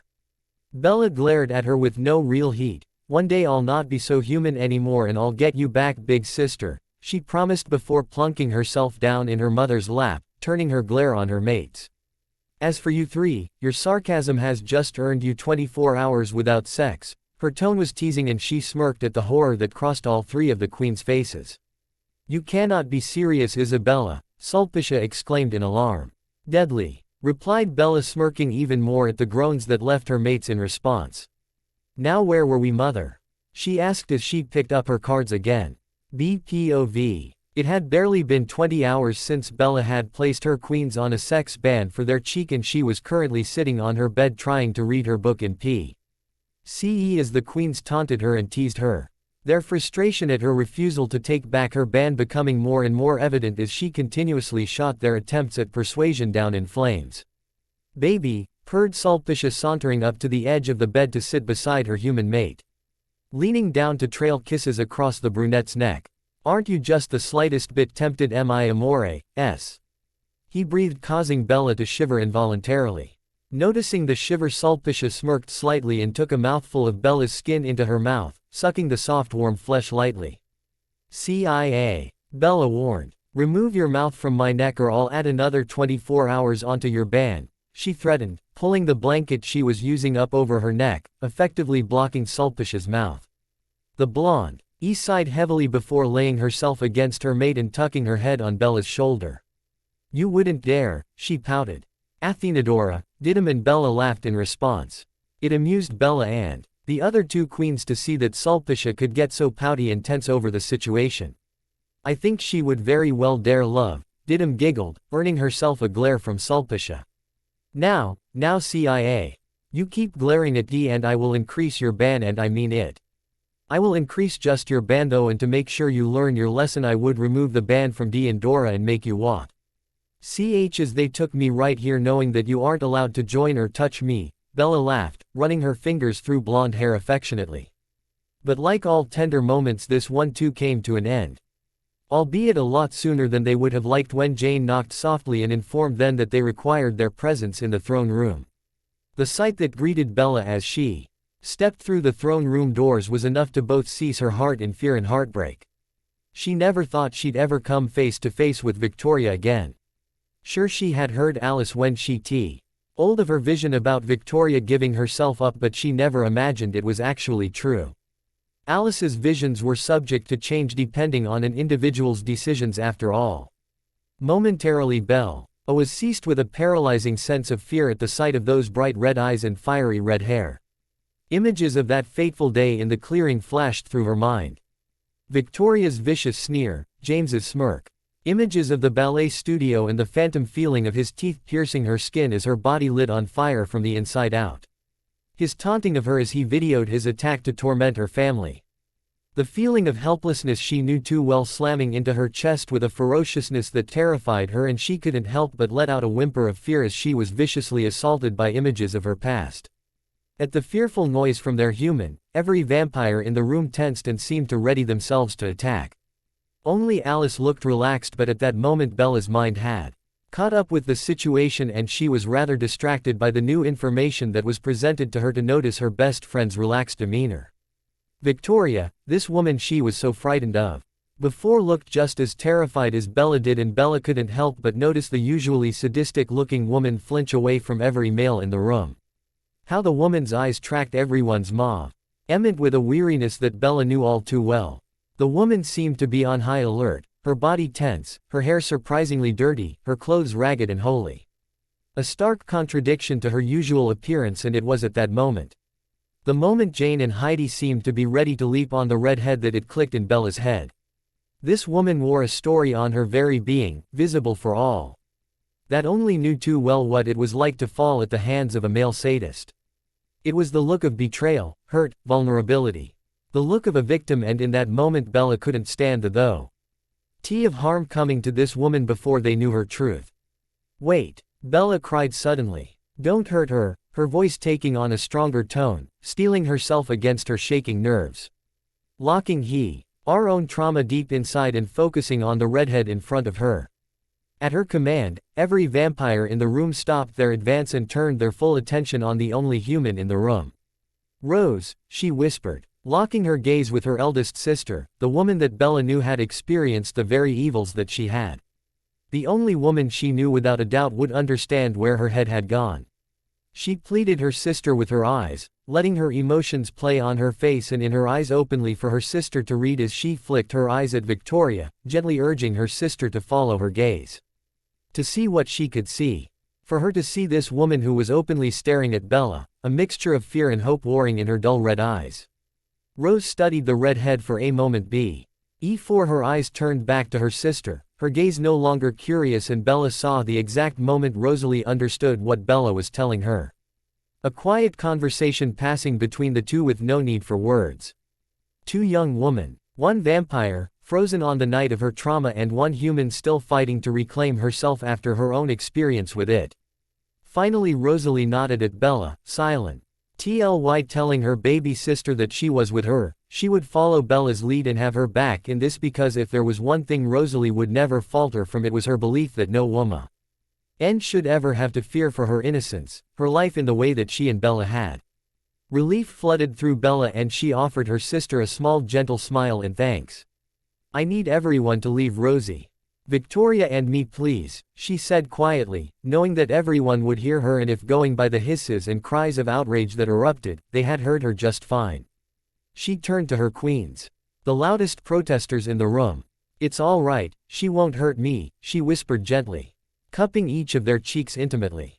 I need you to trust me on this. She made eye contact, showing the sincerity in her words. Her love for them and her determination that this was right. You're sure? Athenadora asked, a slight hesitance still in her eyes as she pulled Bella into her to embrace her tightly.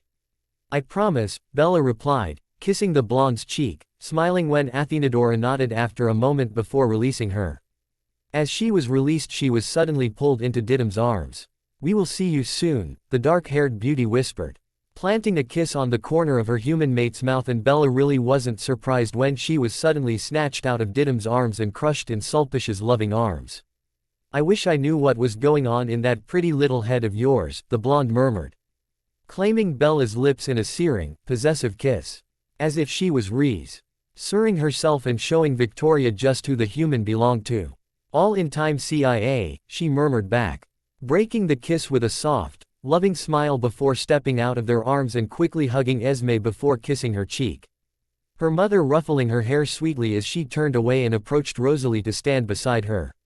Please leave now, the human called, surprising everyone, including G herself at the authority she had somehow commanded in her voice. Within seconds the throne room was empty, leaving Bella, Rosalie and Victoria alone in the vast empty room. Bella's paw. She was furious. She was heartbroken. She was devastated. She was exhausted. There wasn't any other way Bella could use to describe what she was feeling at that moment as she stumbled desperately towards her chambers in search of her queens. She knew if she called out they would come find her in an instant, but she truthfully couldn't trust her voice right now. She knew as soon as she opened up her mouth to SPEAK she would break, and she couldn't risk doing that somewhere that everyone would be able to find her. She needed privacy and she needed her queens or she was going to explode. She wasn't sure how knew that she was going to explode, but ever since Victoria began recounting her story to Rosalie and Bella, Bella had felt a coil-like sensation tightening around her heart and brain, and somehow it had only got tighter and tighter. The only thing keeping her together were her own tense muscles and bruising grip on her own arms. She knew if she didn't get to her queens soon it was only a matter of time before she lost control completely as Victoria's words swirled through her mind. Flashback. Rosalie, Victoria and Bella were now alone in the throne room. Victoria still kneeling on the floor. Bella and Rosalie sitting a respectable distance in front of the redhead. I know it's hard, but I need you to tell me, Victoria. I can't help you if you don't tell me, Bella whispered gently. Soothingly. trying to coax the obviously traumatized fiery redhead to respond because she knew this woman was hurting and she refused to give up on her so easily. Victoria's eyes flicked up to meet Bella's as she considered how to do this. How to explain to the young girl in front of her that her whole world had shattered the day she was approached by Edward, Carlisle and Jacob. "I didn't want to hurt you. I never did," Victoria whispered, reaching forward as if to grasp the human's hand but quickly retracted it when Rosalie growled threateningly and pulled the girl onto her lap protectively. "James didn't either. That's why I was so mad when he died. Edward had approached us, asking for help.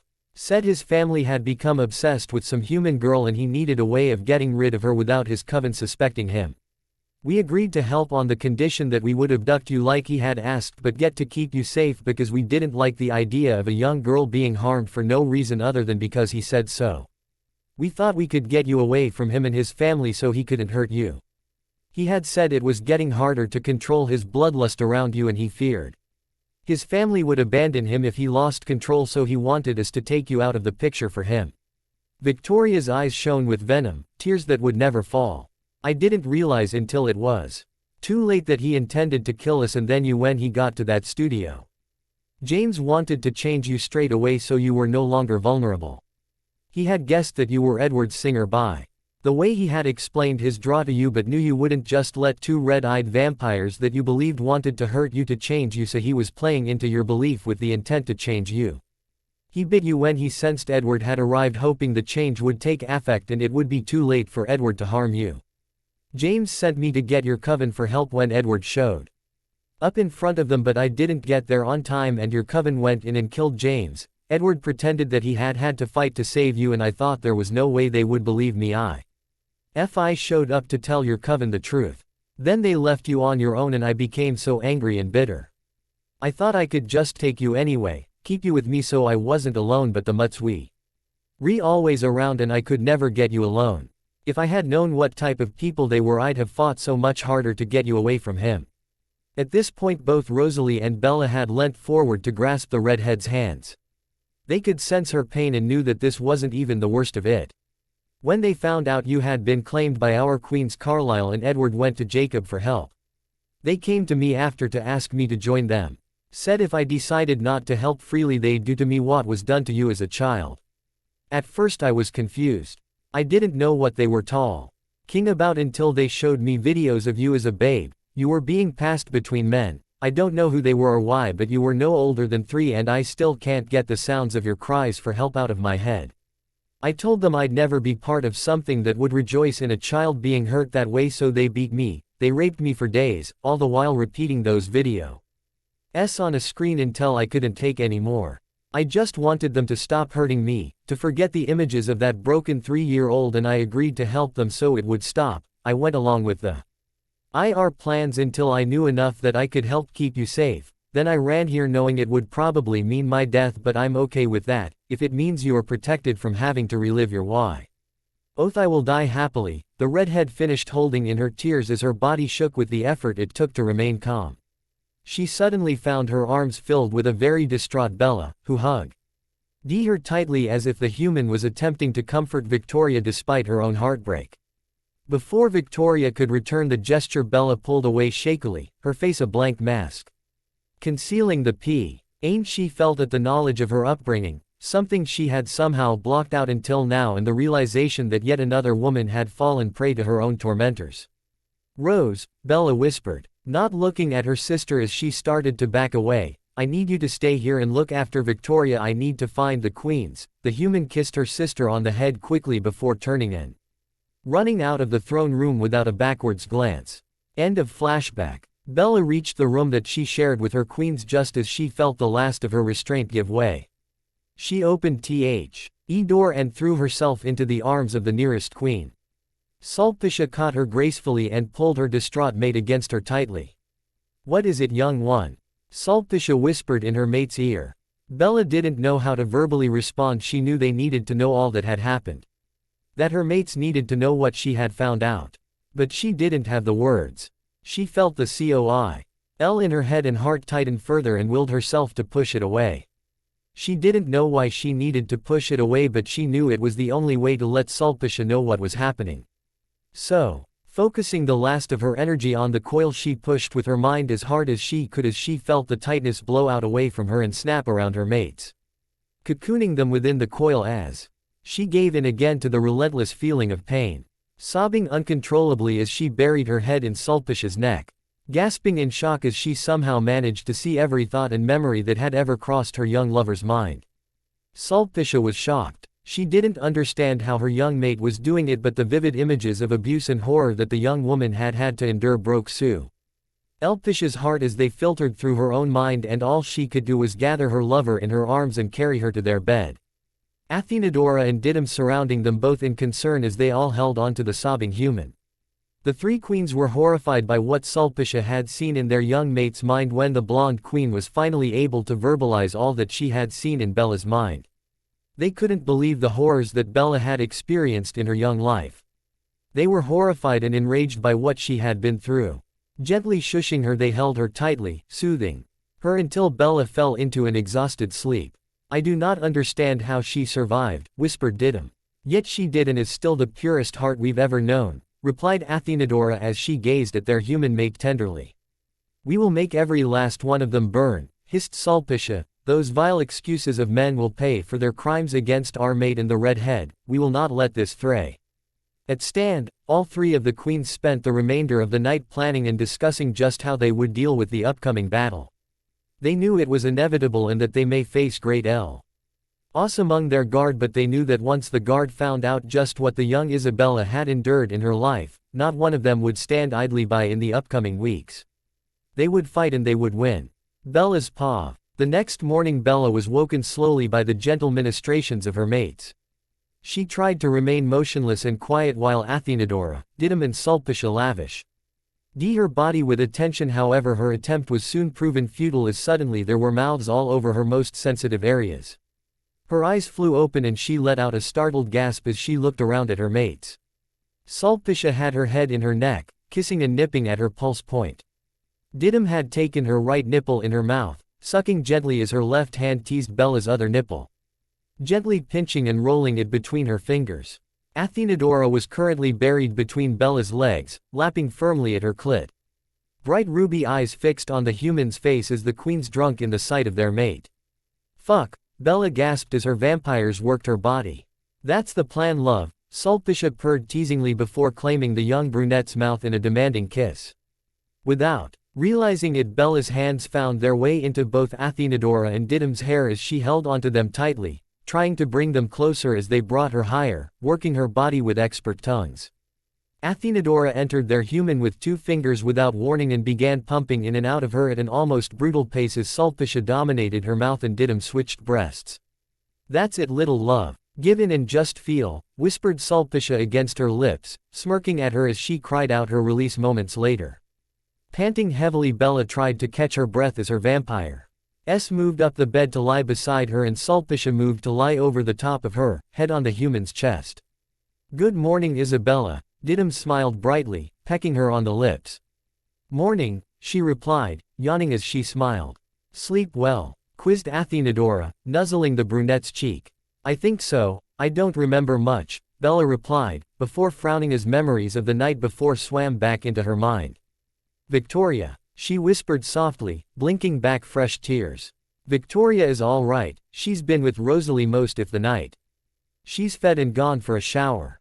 We will meet her in the throne room as soon as you have gotten ready and had something to eat," Sulpicia informed her, placing a soothing kiss on the young woman's chest.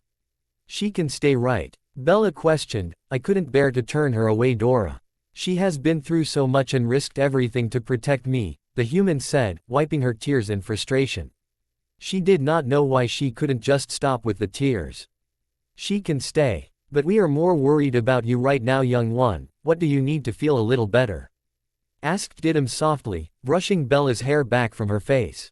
"I need my mom," she whispered quietly, blinking back yet more tears. "I need my mom," she repeated again as she was helped up to her feet by Athenadora. "Okay, go shower with Dora, get ready for today, and I will go and find Esme for you," Sulpicia softly commanded, aware that their young lover was far too emotional to think clearly. "Okay," she whispered before following Athenadora to the bathroom. "You're safe, little love," Dora whispered in her ear as she stood them under the shower spray, gently wetting her human's hair before grabbing a strawberry-scented shampoo. I know, I am just a little overwhelmed Dora, it'll be okay soon, she replied. Closing her eyes and letting herself enjoy the head massage she was receiving from her warrior. Once they were finished, Bella dressed in a long-sleeved burgundy t-shirt and dark blue jeans. Leaving her hair to air dry after brushing out the knots before they made their way back into their shared room. When they entered, the room was empty except from Esme, who was sitting in a chair by the window. Athenadora smiled at Esme before kissing her human's cheek and leaving the room as Esme patted the seat beside her. Bella crossed the room without hesitation, but instead of sitting in the seat beside her mother, she simply climbed into Esme's lap.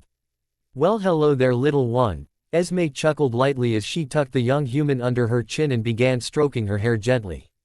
Mom, Bella whispered tearfully as she began to cry again. I know, my darling, I know, Esme whispered. Hush now, it's all right, I've got you now. You're safe, she rocked the brunette soothingly. Both TTING quietly as Bella took comfort in the scent and strong presence of her vampire mother. It was awful, remembering so suddenly what happened as a child, remembering so quickly what he allowed to happen to me. My own father, she whispered after a prolonged silence. Esme sat not saying a word, sensing that Bella just needed to talk it out. She did not mind being her child sounding bored. Then Edward, Jacob and Carlisle. I can't believe they would do that to Victoria, they're planning on doing it to me. They raped her for days, forcing her to watch what my father allowed happen to me as a baby. Do you know that is why my mother took me to Phoenix? It is why she was so hesitant to let me come back. But I was so stubborn.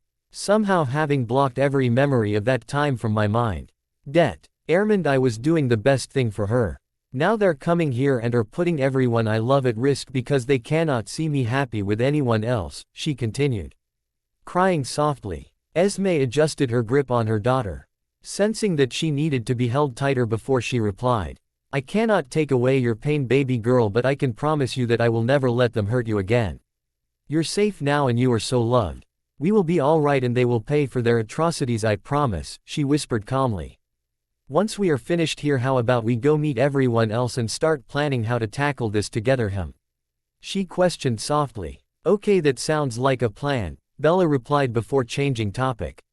Needing the distraction from the horrific memories that were only too vivid now that her mind had suddenly unblocked them. I think I was able to bring my shield down last night, Mom. I think I was able to let Sulpicia into my mind. That's great, baby girl. When this is all over, we can get the guard to work with you on controlling it if you wish. I'm sure Jane or Heidi would be glad to work with you, Esme replied, smiling at her human daughter, glad to see a genuine smile spread across the human's face. I'm sure they would. I feel like the shiny new toy with everyone fighting for my attention, she laughed. I should think so, little one. You're their future queen after all, Esme replied fondly. Entering the throne room, Bella and Esme were met with the sight of all three queens, the royal guard, Victoria and all the Cullen children. Rosalie was the first to react. Swooping her sister up in her arms gently and holding her close, placing a kiss on her forehead as she led the brunette further into the room. Hi to you too, Bella teased her sister. Shut up or I'll tickle you again, groused Rosalie as she dropped the brunette playfully. Ha ha, funny Rose, she replied before standing and dusting herself off haughtily, making her way to sit on Sulpicia's lap. Smiling as the blonde queen wrapped her arms around her and rested her head on her shoulder. Better, Sulpicia whispered tenderly. Much, replied Bella quietly, kissing Sulpicia's cheek as she smiled fondly at Didymu and Athenadora. The former sitting in a similar way on Athenadora's lap. How long before they attack Alice? Asked Athenadora, getting down to business. Not willing to delay any further when it came to her mate's safety. 3 days, I cannot tell what is going to happen on our end, but they will approach the castle at nightfall 3 days from now, replied the little vampire. What if we lay a trap? Asked Bella quizzically. How would that work, little one? Asked Didymu kindly. Well, as far as we know, they are expecting Victoria to already be dead. They won't have we would pause long enough to get information out of her. But we did, so we know roughly how big their forces are. We know the leaders and we know when they will attack, so we let them get into the castle. We clear the halls and the throne room and set a trap at the throne room door. We can wire the door to shoot fire at them as soon as they open the door. It will take out some of their forces and we lay in wait in the training room. They are unfamiliar with that room so we have an advantage. The four of us stay in the open, so they see us as they arrive. Knowing Edward, Carlisle and Jacob Th. I do they will have a big victory speech about having successfully infiltrating the castle. We let them rant giving our forces time to surround them and when they initiate the attack we take the out. Bella explained smiling when she saw the approving smirk appear on Athenadora's face. I like the way you think. Is anyone skilled in pyrotechnics? The blonde warrior questioned. That would be me ma'am, Emmett replied, clapping his hands in excitement, his large body vibrating in anticipation. Bella laughed quietly when she saw Rosalie roll her eyes at her husband, smirking when her sister glared at her softly. Okay, but what about Bella's safety? She's still human, we cannot risk her by having her there, Heidi questioned, concern evident in her tone. We cannot stop her being there. He's too stubborn but we set a team on her defense, Rosalie suggested. Continuing when Sulpicia raised an eyebrow at her.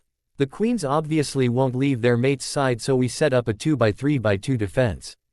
Alec and Jane out in front of the queens is a first line of defense if any break through the rest of the guard. Then our queens and have myself and Esme behind them beside Bella. Our queens. Esme and I have our beasts on our side. They will not let anything happen to her.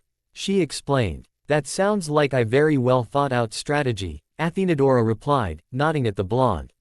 Very well. Between now and 3 days from now, we prepare the castle, touch up on our technique and meet back here the morning of the battle yes.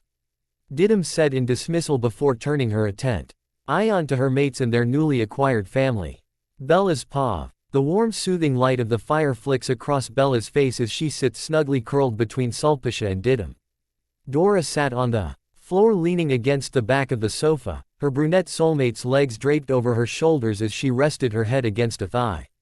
This time tomorrow it will be all over, one way or another, whispered Bella as she nuzzled her cheek against Sulpicia's.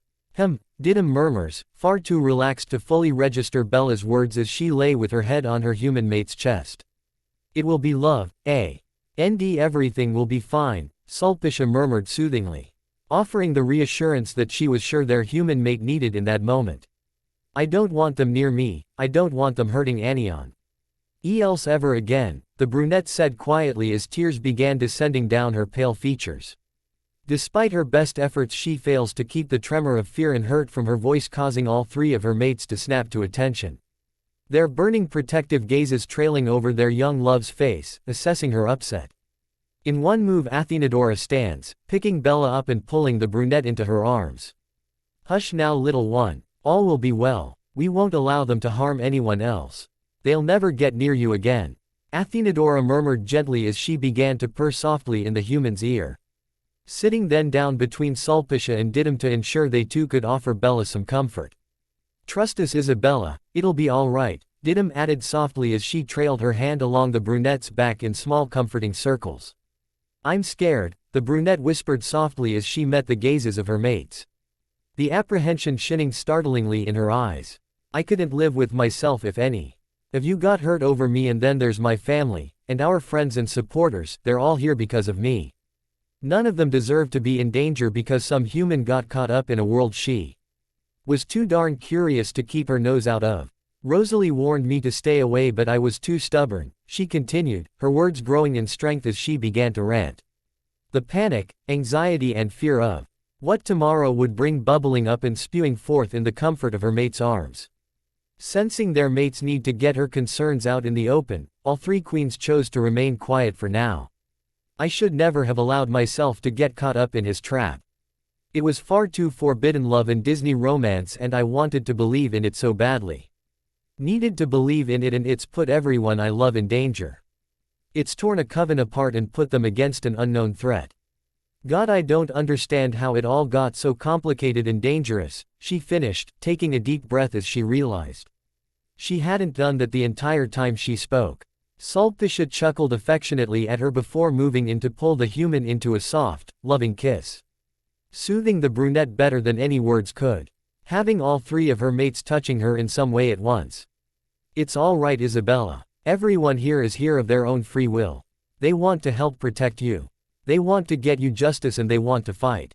Nothing we say could convince them otherwise, the blonde breathed quietly, murmuring in Isabella's ear before nuzzling the girl's neck in reassurance. CIA is right, Bella. We are all choosing to fight because it is the right thing to do here. No one in this castle feels okay with ignoring when someone so grossly abuses their power over others. We would all fight even if you weren't our mate. Even if you were a random human caught up in all of this, we would still fight. Because it would make us no better than them to sit back and allow them to torment and abuse others. That is not who we are. Nor will it ever be, Didim chimed in, her voice quieter but equally as soothing as all three queens worked seamlessly to bring down the human's soaring heart rate and calm her erratic breathing. What they have done to you in Victoria is a gross abuse of the power our world has given them, and they must be held accountable. I do not want you blaming yourself for any of this, Isabel. It is them at fault, do you understand? Dora continued as she grasped the human's chin and brought her gaze up to her own. Her tone was soft but laced with a subtle commanding edge, and Bella found herself nodding in agreement as the tension seeped from her body, relaxing into her queen's tender hold on her, their cool arms anchoring her to the present moment instead of allowing her head to spin out with 100 different scenarios and worries. That's it, little one, just relax, we are right here, purred Sulpicia, perfectly aware of how her tone would affect the brunette, as she began trailing her hand to the front of Bella's jeans, cupping her mound through the fabric. She smirked teasingly as her actions pulled a soft gasp from her human mate. Isabella couldn't help her body's reaction to Sulpicia's bold touch or the scent of her mates combined, their pheromones suddenly so much stronger as their libidos awoke upon hearing their mate gasp. God, Isabella, you smell delectable, Didim sighed as she inhaled deeply. Their human's arousal strong and heady in the air around them. If you don't want to be taken by us, say now, little one, husked Athenadora in Bella's ear as she pulled her earlobe into a wet mouth, suckling and nibbling gently. No, don't stop, the brunette gasped as her hips jerked in response to Didim's hand suddenly cupping and squeezing a breast through her shirt. As Sulpicia began digging her palm in against the brunette's clit, stimulating the sensitive bud with the barely there pressure, Bella shivered as Dora chuckled in her ear, a low gravely sound that did nothing to cool the heat currently pooling between her legs. You're so responsive to our touch, it's a wonder we ever let you leave the bedroom, Sulpicia whispered in her ear as she began to unbutton Bella's jeans, causing the human to blush scarlet in response.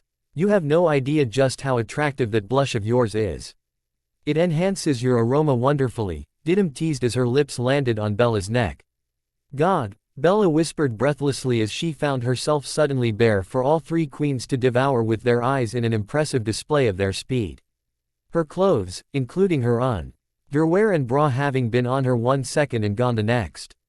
Not quite, but close enough, Didim giggled in response to Bella's breathless whisper, and Bella didn't know whether to curse her for our playful banter or giggle right alongside her. Torn between her own arousal and her amusement at her dark-haired vampire's sense of humor that always seemed to be just a tad more immature than her blonde counterparts. Deciding which she was, however, was disbanded as soon as her dark-haired mate took an already budded nipple into her mouth, teasing it slowly with tongue and teeth as Dora pulled her into a kiss, trapping Didim's head between their bodies and forcing the brunette's breast further into the mouth, currently working it in pleasurable circles and tweaks of a cold, wet tongue. Bella sped into Athenadora's mouth as she felt Sulpicia straddle Dora's thigh behind her, pressing herself to the brunette's back and slipping her hand around and into the pool of arousal residing between her legs. Taking advantage of the situation, Dora slipped her tongue into the brunette's mouth to tangle with her human mates as her hand slipped down Didim's body and began to circle the dark-haired vampire's clit, offering her the stimulation she was missing as she worked on Bella's breasts. Though Bella couldn't tell you when in the world her mates had gotten undressed, Sulpicia having taken to grinding slowly against her blonde mate's leg as she worked her fingers slowly in and out of Bella, driving the human crazy with the slow pace, knowing she couldn't speed up Sulpicia's movements as both she and Dora had a hold of her hips, pinning her in place, allowing them to control the movement of her body. Deciding that she could at least play a little too, Bella slipped one hand down the front of Dora's body and entered her opening quickly, pushing 2 fingers into her eldest mate's opening without warning, drawing her own gasp from the blonde. "Fuck Isabella, yes," growled Athenadora as she groaned in pleasure.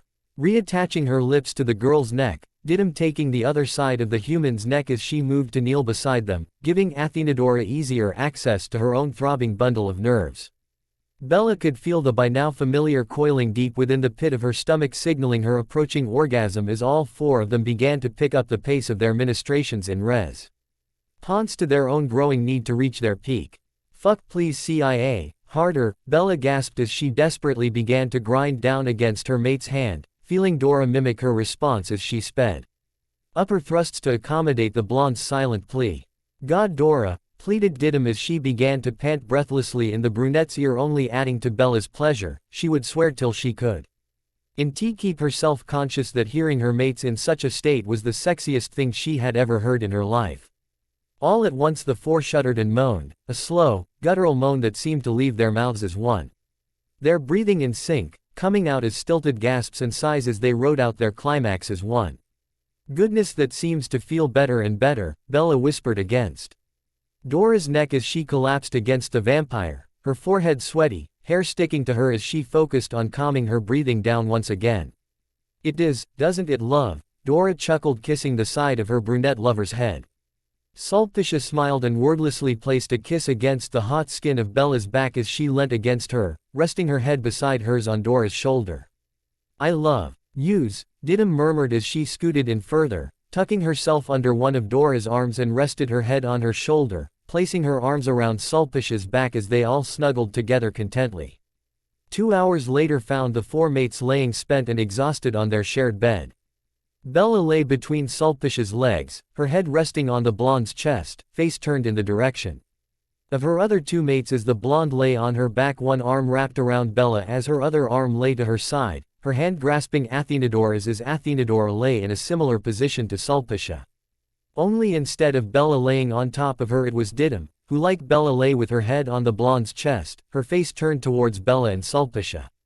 The dark-haired vampire and brunette-haired human also grasping hands between them as their other arms were wrapped around the mate whom they lay upon. Bella smiled tiredly as she allowed herself to bask in the cozy, content atmosphere that surrounded them. Her heart felt so full in the moment as she allowed the feeling of her mate's love to continue soothing her.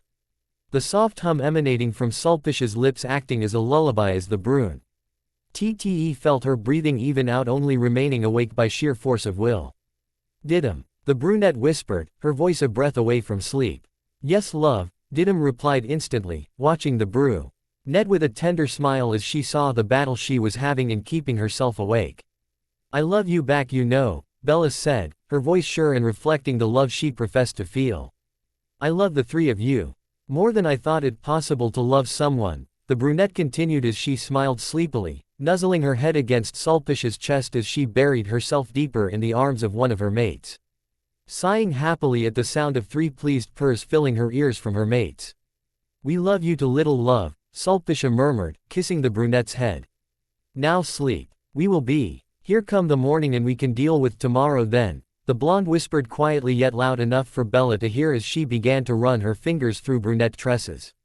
"You're safe, little one. We won't leave your side," agreed Athenadora in a tender whisper, and it was the last thing the brunette heard that evening as sleep finally claimed her, leaving Athenadora, Didim and Sulpicia Elking quietly together as they lay there, keeping watch on the human girl who had entered their lives and turned it upside down in the best way possible from the second they had laid eyes upon her, and they knew that whatever forces they faced tomorrow, they would emerge victorious, because they knew that for their Isabella they could take on the world and emerge victorious if it meant keeping her safe and loving her for the rest of their lives.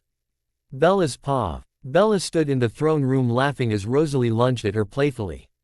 She was well aware that Rosalie was attempting to distract her from the upcoming fight. Edward and his allies would be arriving at nightfall, which meant the brunette had several hours before it would all begin.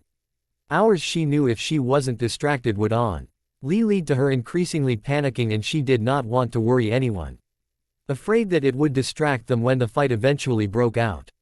She couldn't risk them being harmed if they were distracted by her. "Get out of your head, dear sister," Rosalie's voice was light and playful as she scooped her up and spun her around. Pulling a gasp from the brunette as she began giggling. Rose had been doing this sporadically all morning, never letting Bella fully fall to her own anxieties before pulling her out of her own internal worry by doing something silly that often resulted in Bella's squeal. And giggling until she could barely breathe. All right, Rose. Put me down, she demanded, squirming to free herself from the blonde's arms. Nope, not gonna happen, Bells. You're mine, Rosalie taunted playfully as she tightened her arms around the human. Not noticing the arrival of the Denali coven. They had been delayed in arriving in Volterra, having to pretend to Edward and Carlyle that they didn't want anything to do with what was sure to be a war between the Volturi and them. The despicable pair along with the mangy mutt had stayed a few days before moving on, meaning that the Dina Lees had to stay behind in Alaska for a little bit so as to not arouse suspicion. However, both human and vampire sister were clued into the arrival when the eldest member and leader of the Denali coven laughed loudly at the display. Never before had she seen Rosalie Hale twirling about in such a childish fashion and wondered just how truly special this human must be to have had such a profound impact on one of the most icy, guarded and reserved vampires she had ever known. Startled, Rosalie almost dropped Bella in response to Tanya's unexpected laugh, much to the human's amusement. Honestly, O's, you call yourself a vampire but can't even hold on to a human properly, she snarked, smirking at the glare her sister aimed at her as she was dropped abruptly on her ass.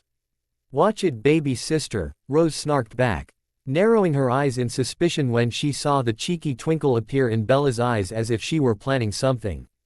Or what, Rosie Posey? You'll tickle me. You're lacking in creativity, sister of mine, Bella replied, cheerily as she stood, laughing as Rose lunged towards her again, knocking her down on her back as she sat atop her. As much fun as this is, Rose, are you not going to introduce us to the human who has you whipped so greatly? Kate Denali stepped forward, her sisters flanking her either side as they approached the human. The sudden tense of the human's muscles as the vampires got closer was not lost on any of the vampires. Rosalie reacted instantly, pulling Isabella into her lap securely as she let out a soft growl of warning towards the Denalis. Holding her hands up in a gesture of peace, Tanya brought her coven to a halt, recognizing that Rosalie's beast had taken Bella's tense posture as her being threatened by them. Obviously the blonde had a bond with the human then, she thought. She was rather amazed when the human girl simply grabbed Rosalie's face, dragging the vampire's gaze to her own before lightly brushing her thumbs soothingly on the blonde's face. It's all right, Rose, there isn't a threat. I'm safe. You know the Denalis. I'm only tense because I don't like meeting so many new people, the human spoke softly, halting the vampire's growling as she regained control of herself in response to the human's reassurance.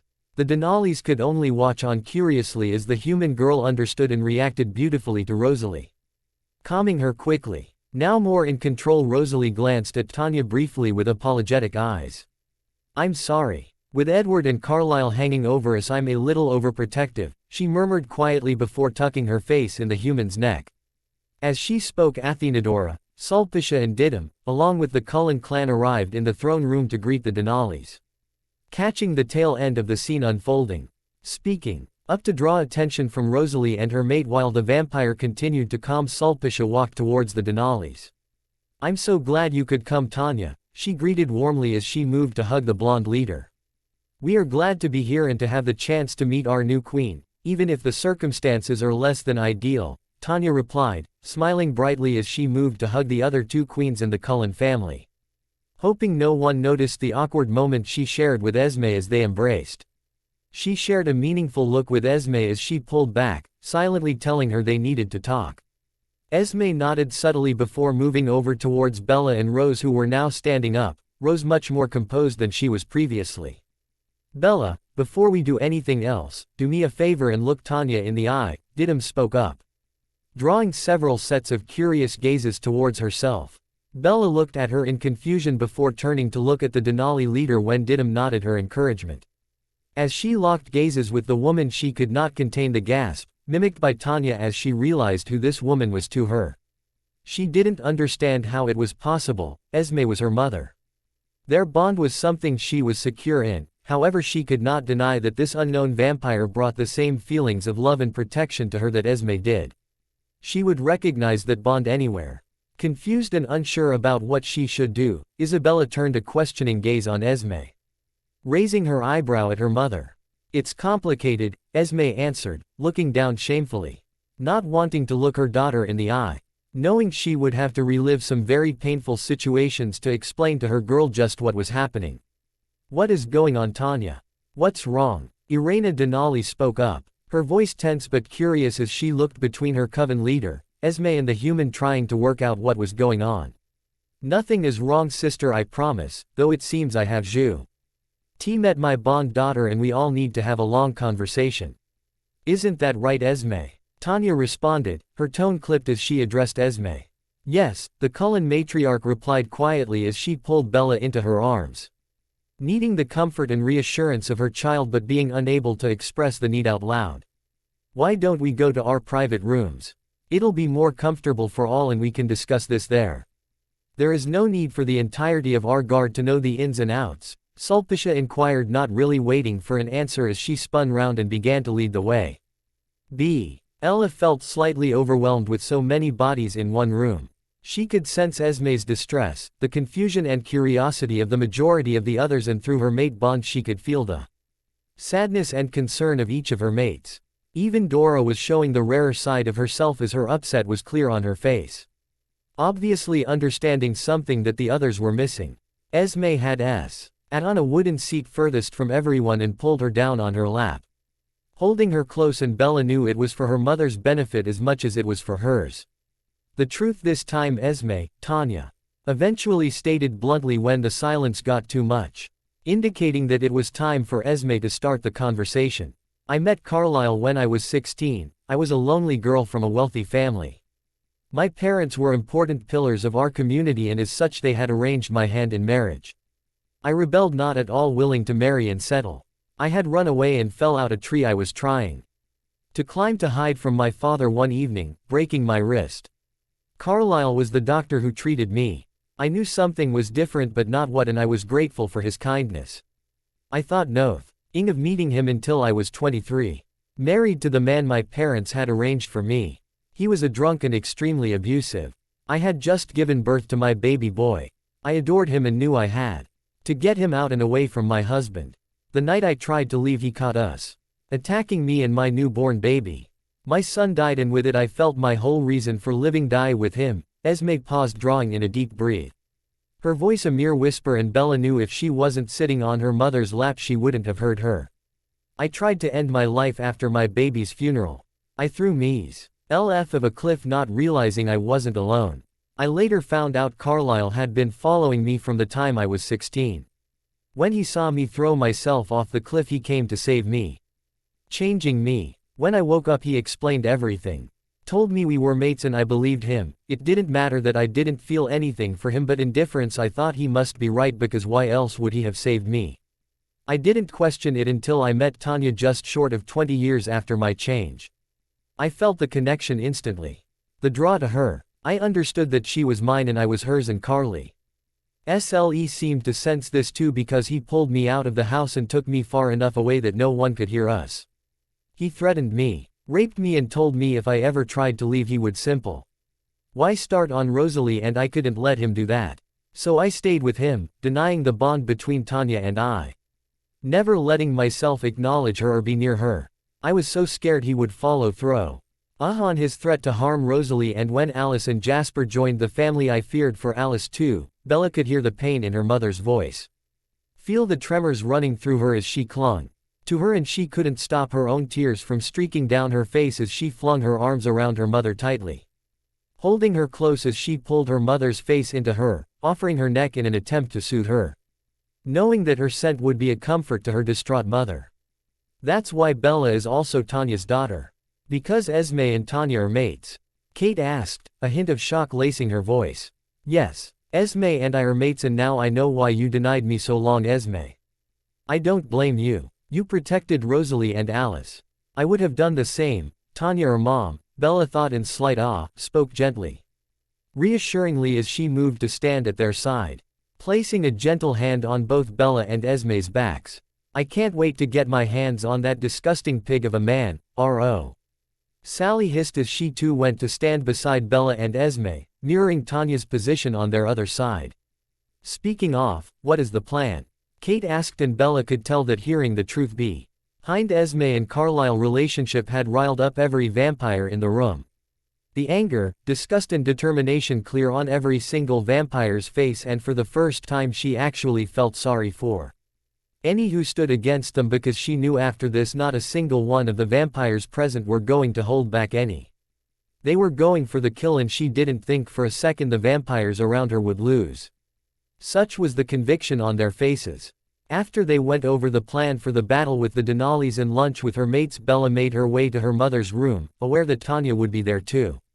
Esme had asked her to come meet Tanya properly, wanting her mate and their daughter to get to know each other, and as much as she was nervous to meet the vampire, she couldn't deny her mother this.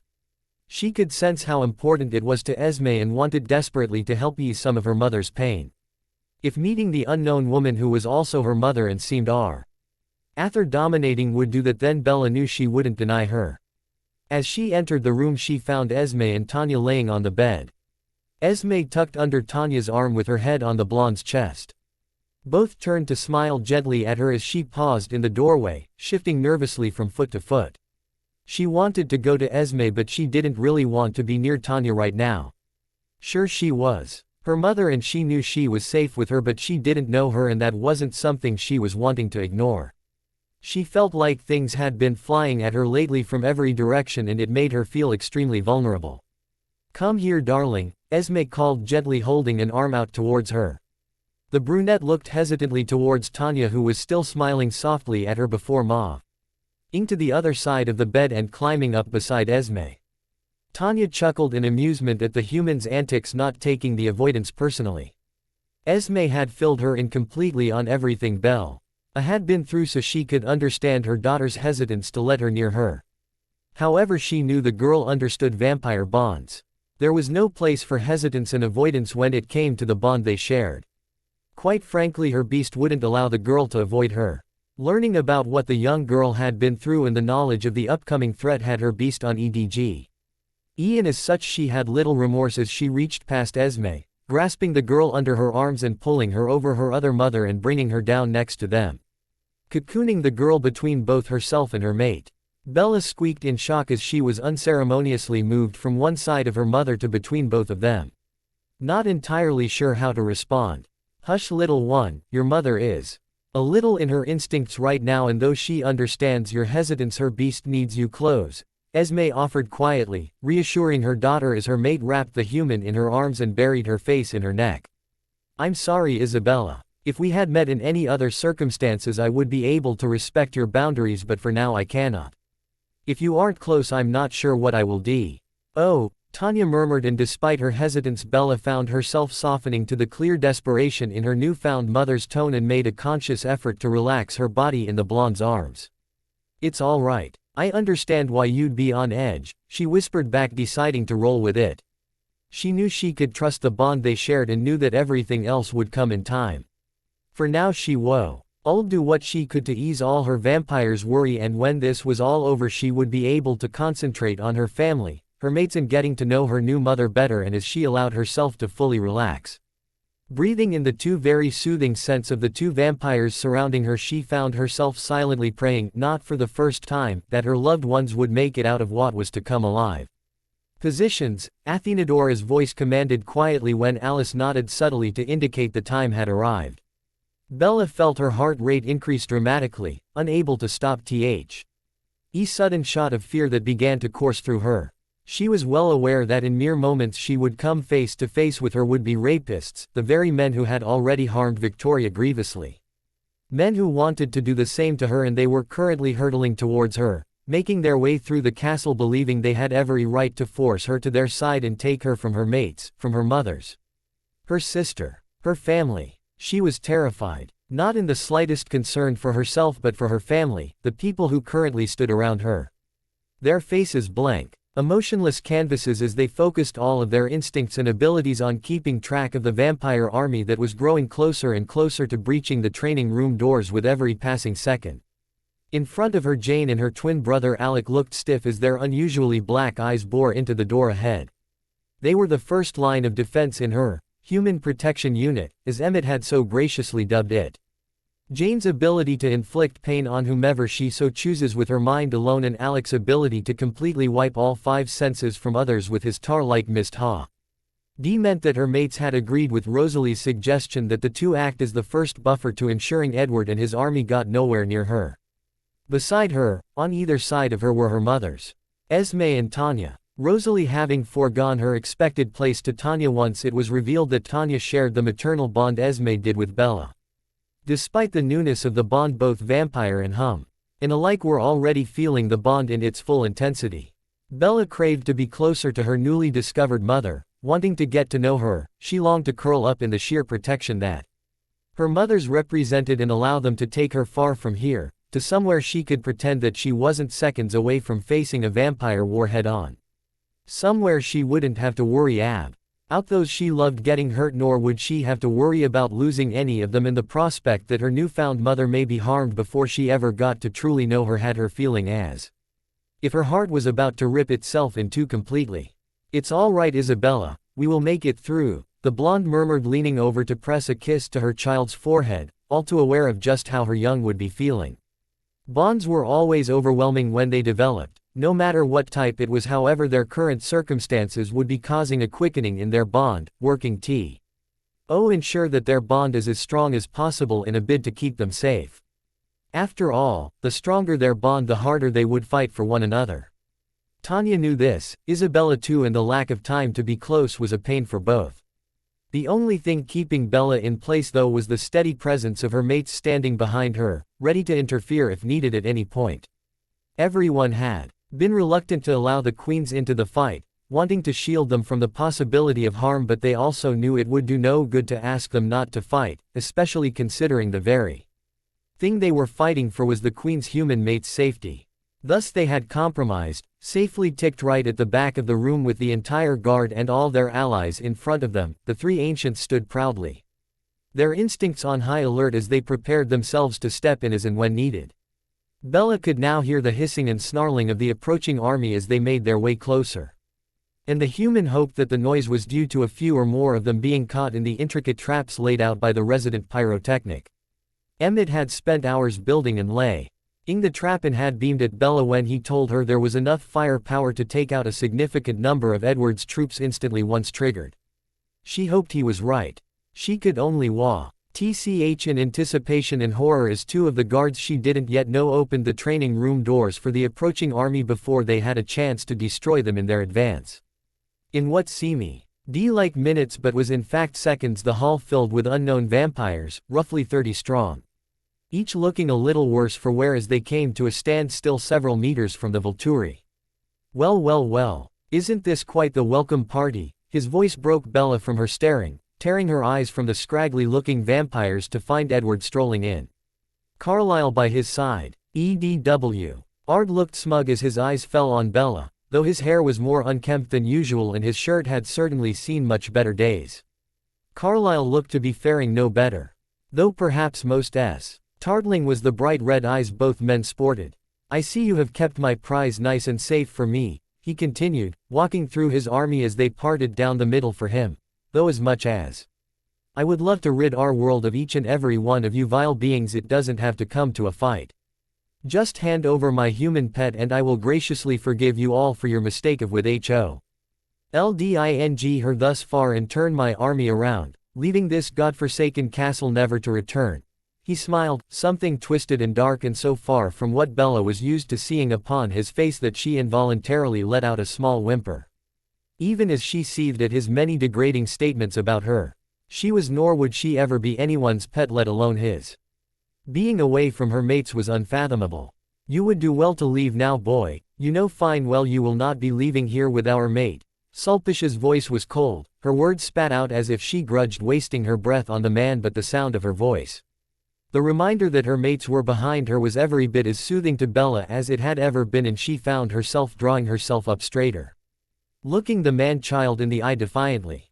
She was Isabella Marie, she was the mate to three of the most powerful and most beautiful women to walk this earth and the child of Esme and Tanya.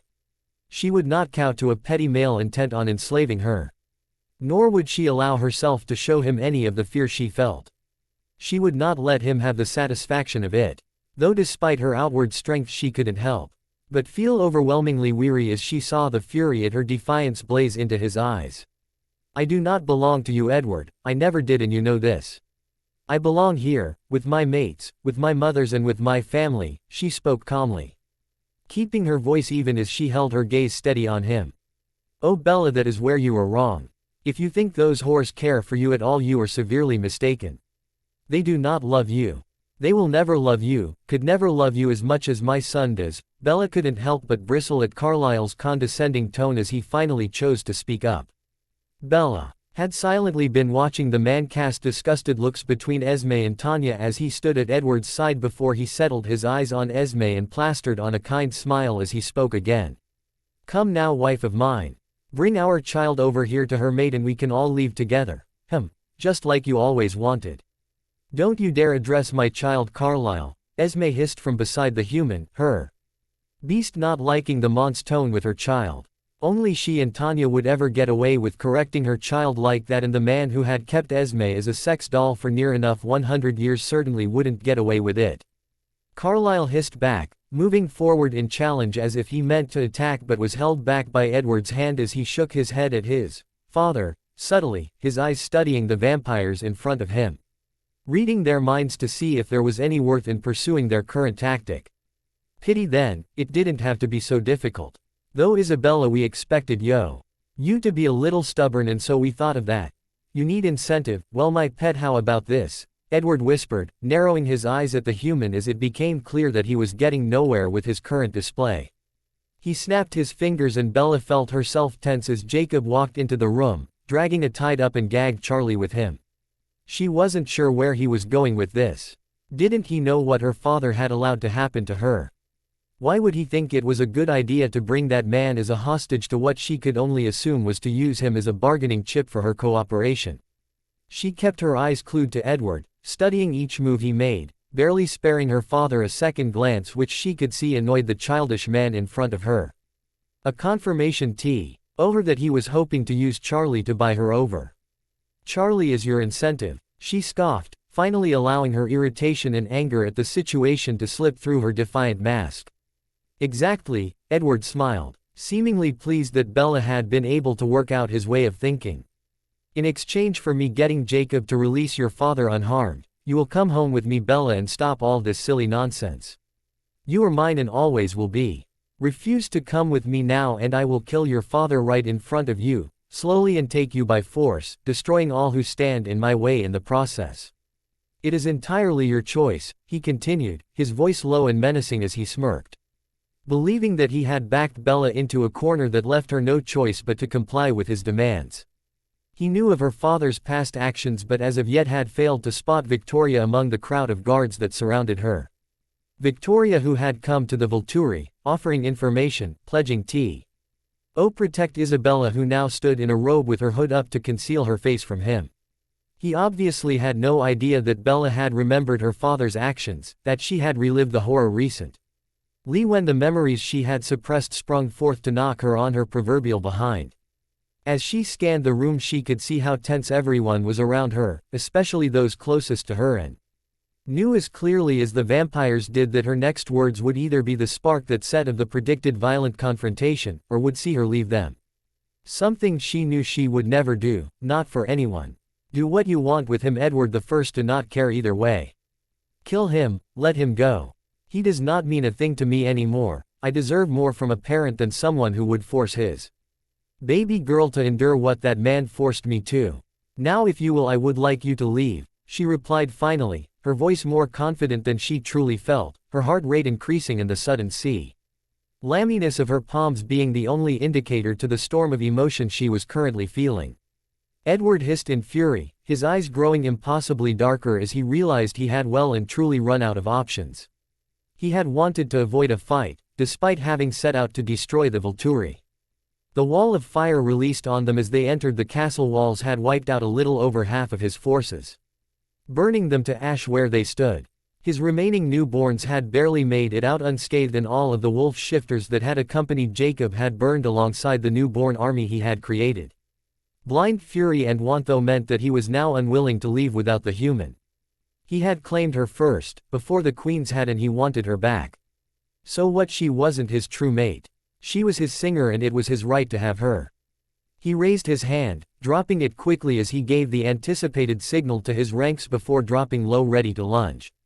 Bella could barely hear over the sound of colliding boulders, snarling and ripping limbs as she backed herself away from the man she had once loved with her whole heart as he stalked towards her. She had no idea how he had managed to get past Jane, Alec, her parents and her mates. Though he had managed it, he must have distracted them somehow. His smile was feral, eyes fixed on her as he approached, seemingly not registering his missing arm nor the chunks missing from his chin and neck. She knew if he reached her she wouldn't survive, he was too lost to himself for that.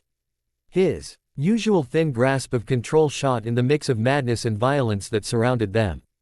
Bella couldn't see her mates, though her mothers were currently fighting off two newborns, Jane and Alec Were. Surrounded by multiple, and everywhere she looked she could see guards fighting, barely managing to keep the upper hand. She gasped in a breath as her back hit the wall, no longer able to move any back nor escape the advancing vampire. She tried desperately to fight down the growing panic in her chest, the urge to scream or cry out. She knew if she did, the sound of her voice could distract those she loved even more than the sounds of her erratic heart and the scent of her fear already would be. They couldn't afford to lose their focus, especially not because of her. "Why?" she whispered, knowing Edward would hear her. She wrapped her arms around herself, an attempt to keep herself together as she prayed that he would allow the distraction she was attempting to create. Not that it was much of one nor would it save her, but she hoped it gave the rest of her family enough time to destroy the remaining newborns. She also did want to know why. She wanted answers, for all of it. She wanted to know why he had pursued her, made her fall in love, why he had devastated her, abandoned her, then come after her when she was finally happy, why he had launched this crusade, why he had brought along the man he knew had allowed her to come to such harm, the man who had arranged for his own child to be raped repeatedly. She didn't understand any of it, why he chose her of all people. Why he felt the need to cause her such devastation, and from the cruel smile painted on his lips as he finally drew into her personal space she knew he understood her question in its entirety. "Because Isabella, because I could. Because you are my singer, your blood calls to me and I cannot allow such a tantalizing morsel to slip me by," he whispered, drawing a finger down her cheek and neck gently scratching the same finger over her pulse, drawing a thin line of her blood to the surface of her skin, barely bleeding, but it was enough to fill the room with the scent of her blood. His actions, unknown to both him and the brunette, unintentionally sending the newborns into a frenzy, making them a little easier to deal with as they were distracted from the fight, now more intent to find and consume the source of the mouth-watering scent. "Because it was easy, you were oh so naive, weren't you, Bella, too eager for love and care that you let a monster slip into your home without blinking." His voice was a quiet sort of lilting as he continued, his eyes trained to the thin red line he had drawn upon her neck as he pinned her with his upper body. "You would have made an ideal mate, the perfect warm body to warm my bed and keep me sustained for as long as you would have lived, but now I see you're a little more trouble than you're worth. Look what I had to do just for this," he pouted kingly as he gathered the sliver of blood that had welled up on her neck onto his thumb and brought it slowly to his lips, well aware of the increasing scent of the brunette's fear, the racing heart, and irregular breathing that only added to the headiness of her appeal. On Bella's part she found that all she could do was continue to cling to herself desperately, knowing he could kill her in seconds if she pushed him too far or tried to flee. She blinked repeatedly, trying to hold back the tears that threatened to fall from her eyes as his words pierced her heart. He was right, she had made it too easy for him. She had been the girl he described, a loner, quiet, shy, desperately craving the love she had been denied all her life by an absent father and a mother that was more a child than Bella had ever been allowed to be. She had welcomed his attention, relished in the care and patience of his vampire family, sought comfort with him despite the knowledge that he could kill her with the slightest flick of his wrist. She hadn't minded the prospect, all too willing to endanger herself if it meant she got even a little of the love she so desperately craved for herself. It was the reason he had entered her life so easy. The reason he had been able to destroy her so thoroughly, and it was this that had made him pursue her so hard, unwilling to let her go. It would be the reason she died "Oh night," she concluded as a single tear stole down her face in what seemed like finality. She watched him soak the blood of, savoring it as if it were the rarest wine to exist, his eyes slipping closed before they opened once more. Looking far more cold and calculating than they had ever done. "It's a shame really that it had to end like this, don't you think? We could have had such fun together, we could have shared, of course. I hear Daddy dearest always wished he had partook in his friends' games when you were little." Jacob was desperate for a go. "A shame, as I said, though I'll be sure to tell them just how sweet this was," his voice slipping as he spoke to something dark as his cruel smile widened and he leaned in. Bella flinched, shrinking against the wall as far as she could go as she closed her eyes. Unwilling to look any more as her final moments approached. She only prayed that her family would make it out alive. "Forgive me," she whispered, hoping they would be able to forgive her foe. Are failing them so badly when it counted most, her eyes scrunching in fear as she felt his fangs against her neck. "No, get away, she's mine," Bella vaguely hears as wind whips in front of her face and the teeth are gone from her throat in an instant. A loud snarl of protest escaping her would-be killer's lips as she blinks her eyes open to see what had or whom had saved her. Through the blurry haze of fear she sees the backs of Sulpicia and Didymu crouched in front of her, relief flooding through her momentarily before the reality of just how close she came to dying at the hands of Edward Cull. Forces her throat closed and her lungs to restrict painfully as she feels the cold sensation of her own blood trickling down her neck from where his teeth had started to pierce through her skin. Oaking around her, she tried desperately to see what was going on around her as the fighting continued, the sounds seeming to grow as the seconds passed. Snarls angrier and growls much more fierce. Though she can't see much. Just snippets here and there of vampires she recognizes. Victoria is in the furthest corner from her fighting what looks to be a bodybuilder, her fiery red hair startling in the gray of debris. Rosalie and Emmett are fighting back to back and from what Bella can see they make an impressive team. Neither moving without the other.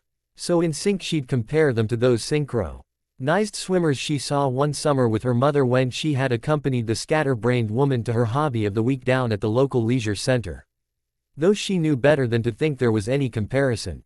The beauty and grace of her vampire sister could not be rivaled, except by her queens of course.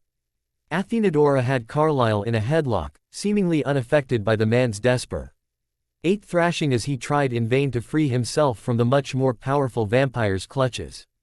His head slowly being pulled from his body in a way that Bella would guess to be extremely painful. She couldn't see much else of what was going on around her, the other vampires moving much too fast for her eyes to pick out any detail of the fight. Blurs of color and the clashing of bodies the only indication that anything was happening at all. She had no idea just how things had got so out of control. She hadn't considered her family losing, but the longer the fight drew on, the more room doubt and insecurity had to fester in her mind. The 30 or so scraggly-looking newborns should not be posing the level of challenge they seemingly were to her very skilled and gifted vampires. Yet she couldn't help but worry the fighting would all be for naught. Not being able to see clearly what was going on was not helping her in the slightest as her heart continued to beat frantically, as if it were meaning to beat right out of its protective cage within her, and she did not know her body could produce so much sweat as it ran down her spine, her fear palpable, no doubt driving every vampire in room more and more into a frenzy because she knew every vampire present was working on instinct and the scent of her blood and fear would not be helpful. She still couldn't see all of those whom she had come to love as her family, and the worry for their safety only worked to add to her fear. She understood why the queens were fighting, why they were all fighting for her, but she doubted her life was worth the possible catastrophic loss her family would suffer in her place. Doubt filled her heart. She truly wasn't worth the destruction around her. These vampires, her family, were sacrificing themselves for her. Rosalie, her sister, the woman whom had a past that very much mirrored Bella's own, creating an unbreakable bond between blonde and brunette that rivaled the importance and strength of both the mating and maternal bond. Esme, her ever-loving, patient mother whom had been everything she could wish for in a parent, giving her a taste of the security and complete unconditional love she should have always known. Her queens, her stubborn, beyond beautiful inside and out, courageous, level-headed, possessive mates, and Tanya, her mother by name and bond only, their time together stole and by an already madman teaming up with a recently emerged madman strung and completely intoxicated on the scent of his singer. She hadn't had a chance to properly get to know the woman, her demeanor. Much more commanding than even her mates could be, her presence demanding respect and complete obedience in a way that equally confused and terrified the brunette. She may never get the clarification on that. If things didn't go their way here, no matter how hard she so desperately desired them, she thought as her midden continued to spin. Isabella scanned the room in front of her again, or what must have been the 20th time, trying to spot as many of her family's faces as possible. Esme, Alice, Rosie, were still in one piece. Emmett, Jasper, Victoria, Jane and Alec also didn't loo. All that harmed now that they had apparently slowed down enough for the human girl to get a visual on them. Continuing to scan, she felt her heart swell in relief when her eyes landed on her mates. LL3 were currently locked in a battle with 5 newborns whom had surrounded them, forcing the queens to fight back to back in a way that Bella was sure they would only ever trust each other to do. And although she wanted to help them desperately, she could see that despite the newborns posing a challenge, her queens were calm in appearance, a stark contrast to how she imagined they would be feeling, but she trusted them. If they were calm, she wouldn't let herself worry. There was far more to fret over after all. The sounds of clashing bodies having not decreased in the slightest as dust. Debris and vampires continued to fly around her in clouds of gray ash.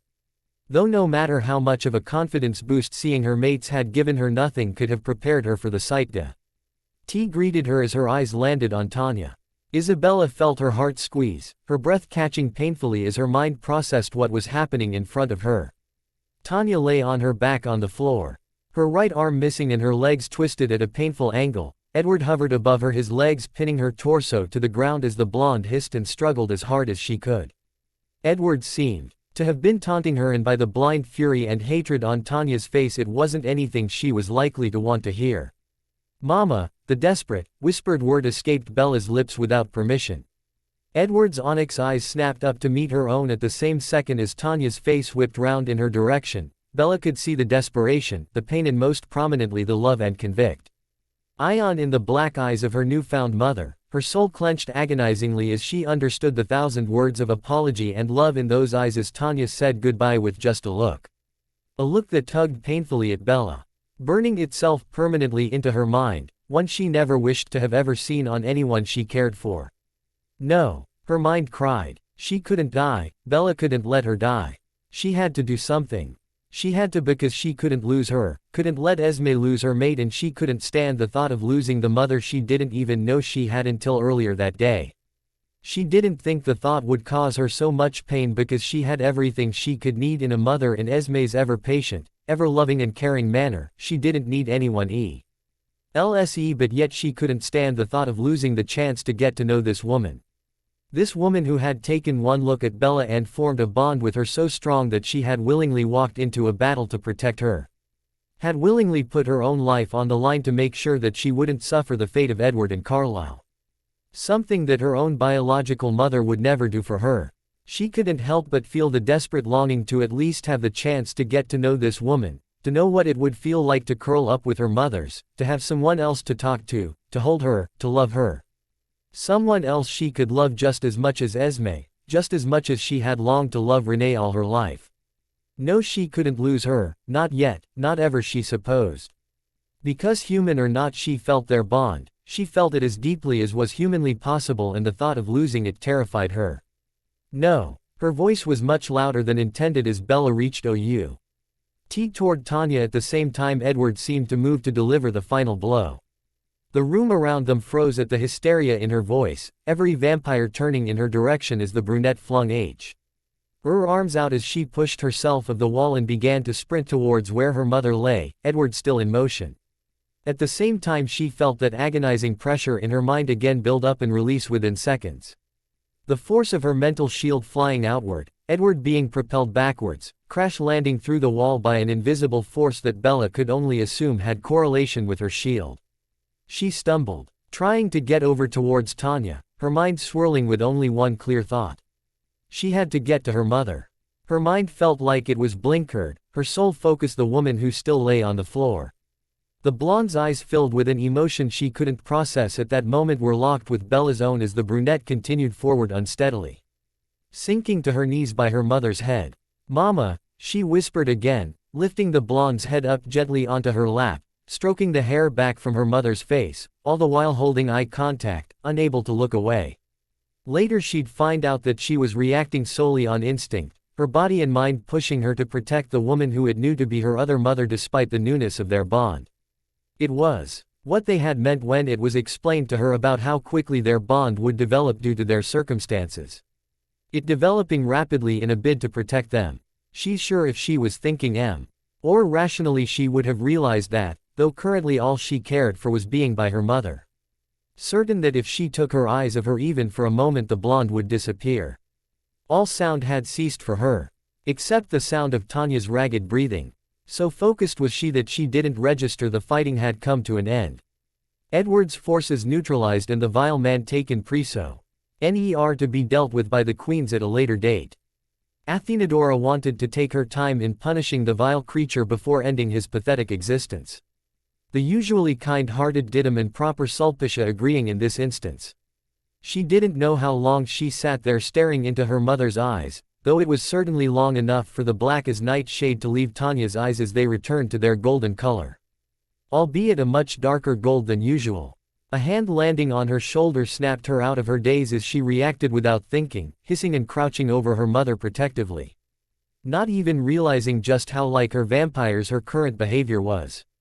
If she had she wouldn't have cared all too much, all she wanted to do was protect Tanya. Her mother was hurt and, human or not, she wouldn't let anyone else hurt her. "Hush little one, it's just me, it's all over now." Esme's voice was tender as the woman crouched down beside the brunette and her mate, cupping her daughter's chin and bringing her eyes up to meet her own, smiling gently when she saw the moment of recollection in Bella's eyes. "You have to help her," Bella whispered, her eyes pooling with tears aft. She had scrutinized Esme for injuries, as she broke away from Esme's gentle grip to look upon her other mother again, whose head she still held protectively in her lap. Now that she had conformitio, and that the danger was over, she found herself calming slightly. "I'll be all right, darling," Tanya murmured as she shakily brought a hand up to stroke her daughter's face soothingly, attempting to reassure her fragile child despite her own agony. "Just hold her head like you're doing, little one, and keep your eyes focused on her." Esme spoke quietly, not wanting her child to witness as she had to reattach her child's other mother's limbs, brushing a kiss against the girl's forehead as she stood to move around to the other side of her mate so she could begin helping her. Bella obeyed, sifting her fingers gently through her mother's hair as she held her gaze, offering up a weak smile in an attempt to pull herself together a little. She didn't understand her reaction to Esme, nor the overwhelming need she had to stick beside Tanya. She had thought she would be desperate to find her mates, her sister, but somehow knew deep down that they were okay. It was her mother who wasn't, her mother who needed her now, and she couldn't fight against it. She wasn't even sure she wanted to. "She'll be okay, Bella. She just needs fresh blood now and she will be back to normal," Esme told her, coming back to sit beside her daughter and placing a comforting hand on the girl's lower back. "Promise," she whispered, though her question was in response to Esme. It was directed at Tanya, who winced slightly before replying. "I promise, though it has to be human. There's too much damage for animal blood to do much in the way of healing me, darling," she explained, looking guilty for having to go back on 500 years of human blood-free feedings. "It will be a while before we can get someone out to gather a human. This part of the castle is in ruin and we have several body parts missing. That, and I refuse to not burn any parts from his little army. I won't take any chances of one of them having the sort of gift that would allow them to regrow." Athenadora's voice cut in and Bella glanced behind her in the dire cession of her mate's voice to see all three of her queens plus Rosalie approaching cautiously. Bella noticed her mother's tense as the vampires approached and was a little confused when the reaction caused them to halt in their movements forward, each one tilting their heads slightly with their palms out in surrender. Looking to her sister for an explanation, Bella raised an eyebrow, having to stifle an annoyed grunt or growl, she wasn't sure which, when Rosalie looked far too amused. At the very least her look was enough to prompt an answer. "Instincts, Isabella. Your eldest mother is severely hurt." "Which means Esme is running on instinct right now." You being human and their shared bond child means that despite me being your sister or the queens your mates, Esme still isn't comfortable with you. Being too close and she won't be until Tanya is better. Her beast won't like the idea of 4 vampires near you when her mate is also vulnerable and she wouldn't be able to protect you both at once. Feeling a tad silly for not thinking of that herself, Bella simply smiled in thanks before offering her queens an apologetic yet loving smile before turning back to her mothers. Mama, she questioned gently. Yes, little one, Tanya whispered. Seeing you like this makes my heart feel like it's going to stop. Please drink from me, you need to heal, she admitted honestly, blushing a little as she looked down.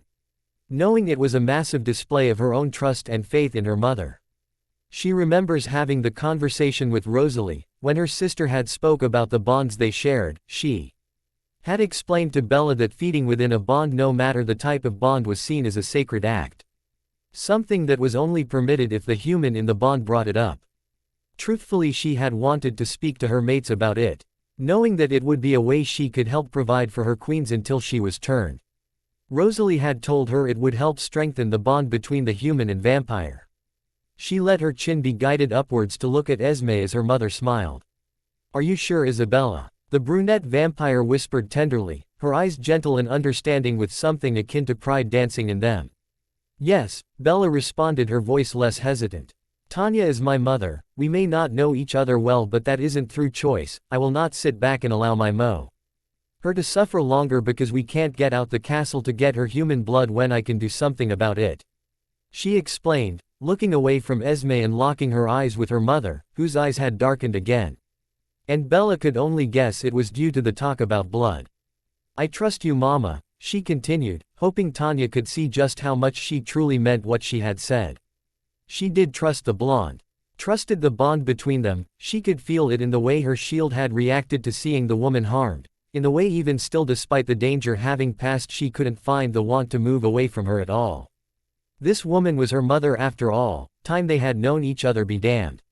Vampire bonds didn't take into account human emotion and attachment, they simply were far more powerful, and she wasn't about to try and fight her own instincts on this because she knew it was something she could do to help. Bella watched as Tanya's eyes filled with venom tears as she smiled tenderly. Seemingly lost for words as she offered a weak nod in response before she let Esme lift her torso from Bella's lap and prop her up against the half-crumbled wall behind her so she could feed easier.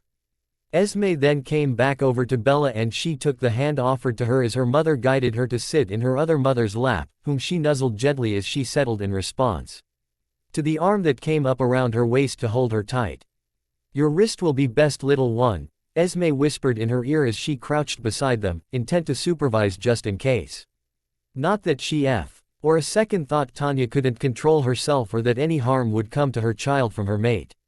Bella nodded, smiling gently again as she lifted her wrist to Tanya's lips, letting herself relax into the woman's hold even as sharp teeth pierced her skin and her mother's eyes turned solid black before closing tight. A small purr of pleasure escaping the vampire's throat. Bella felt her begin to stroke her side soothingly as she fed, Esme brushing the hair back from both of their faces as she watched on. The feeling of her mother feeding was a strange one. It wasn't painful as she had expected it to be. Like it had been with James back when he had tricked her into meeting him alone and he had bitten her. It felt a little uncomfortable but wasn't anything particularly unpleasant. We can control whether or not we want a bite to her, little one. It's why you don't feel any pain, because the last thing your mother wants is to cause you harm. Esme spoke quietly, seemingly reading the confusion from her face. It's all about venom. If venom is used to penetrate the skin, it will hurt. Your mother didn't do that, Esme continued, and Bella closed her eyes, her shoulders slumping as she relaxed even more now she knew what was going on. Resting her head a little awkwardly on Tanya's shoulder due to her wrist being in the way. Letting her mother drink as much as she needed and was safe. She sat comfortably in silence with her two mothers. At some point she had brought her free hand up to her mother's cheek as she fed, resting it there to let her mother know she was all right. The woman having opened her eyes to watch her with questioning eyes to determine how she was doing as Bella watched the cracks and damage to her mother's face, arms and neck slowly heal. As Tanya pulled away, she licked the wound, sealing it and placing a tender kiss to the slightly inflamed skin. Thank you, Mohe Mile Dievka, the blonde whispered as her eyes met Bella's. They were now a light gold wit. A shimmer of red through them that Bella thought looked quite beautiful in her mother. Anytime, she whispered back, meaning it, throwing her arms around the blonde as she was held tightly. Content. To simply let the moment last as she reassured herself that her newfound mother was going to be okay now as her body continued to heal. Consciousness came back to Bella slowly, much slower than it had for as long as the brunette could remember. Her body much more able to sleep deeply and peacefully now that the danger was officially over with. Especially when it was safely ensconced in between two stone-cold yet soft bodies of her mother's. She could tell by scent alone that Esme lay at her back with Tanya in front of her. Soft hands gently stroking through her hair and rubbing soothing patterns on her back. Twin purrs of content filled the room, and if she really concentrated she could hear the quiet murmur of her mates somewhere in the room. The three obviously unable to stay away from her despite knowing she was safe with her mothers, and it was unlikely that either Tanya or Esme would have released her or given up their positions close to her until completely necessary. They had moved to her private rooms after Tanya had healed enough for her to walk unaided, though the blonde had insisted on carrying Isabella too, despite the fact that she still hadn't fully healed.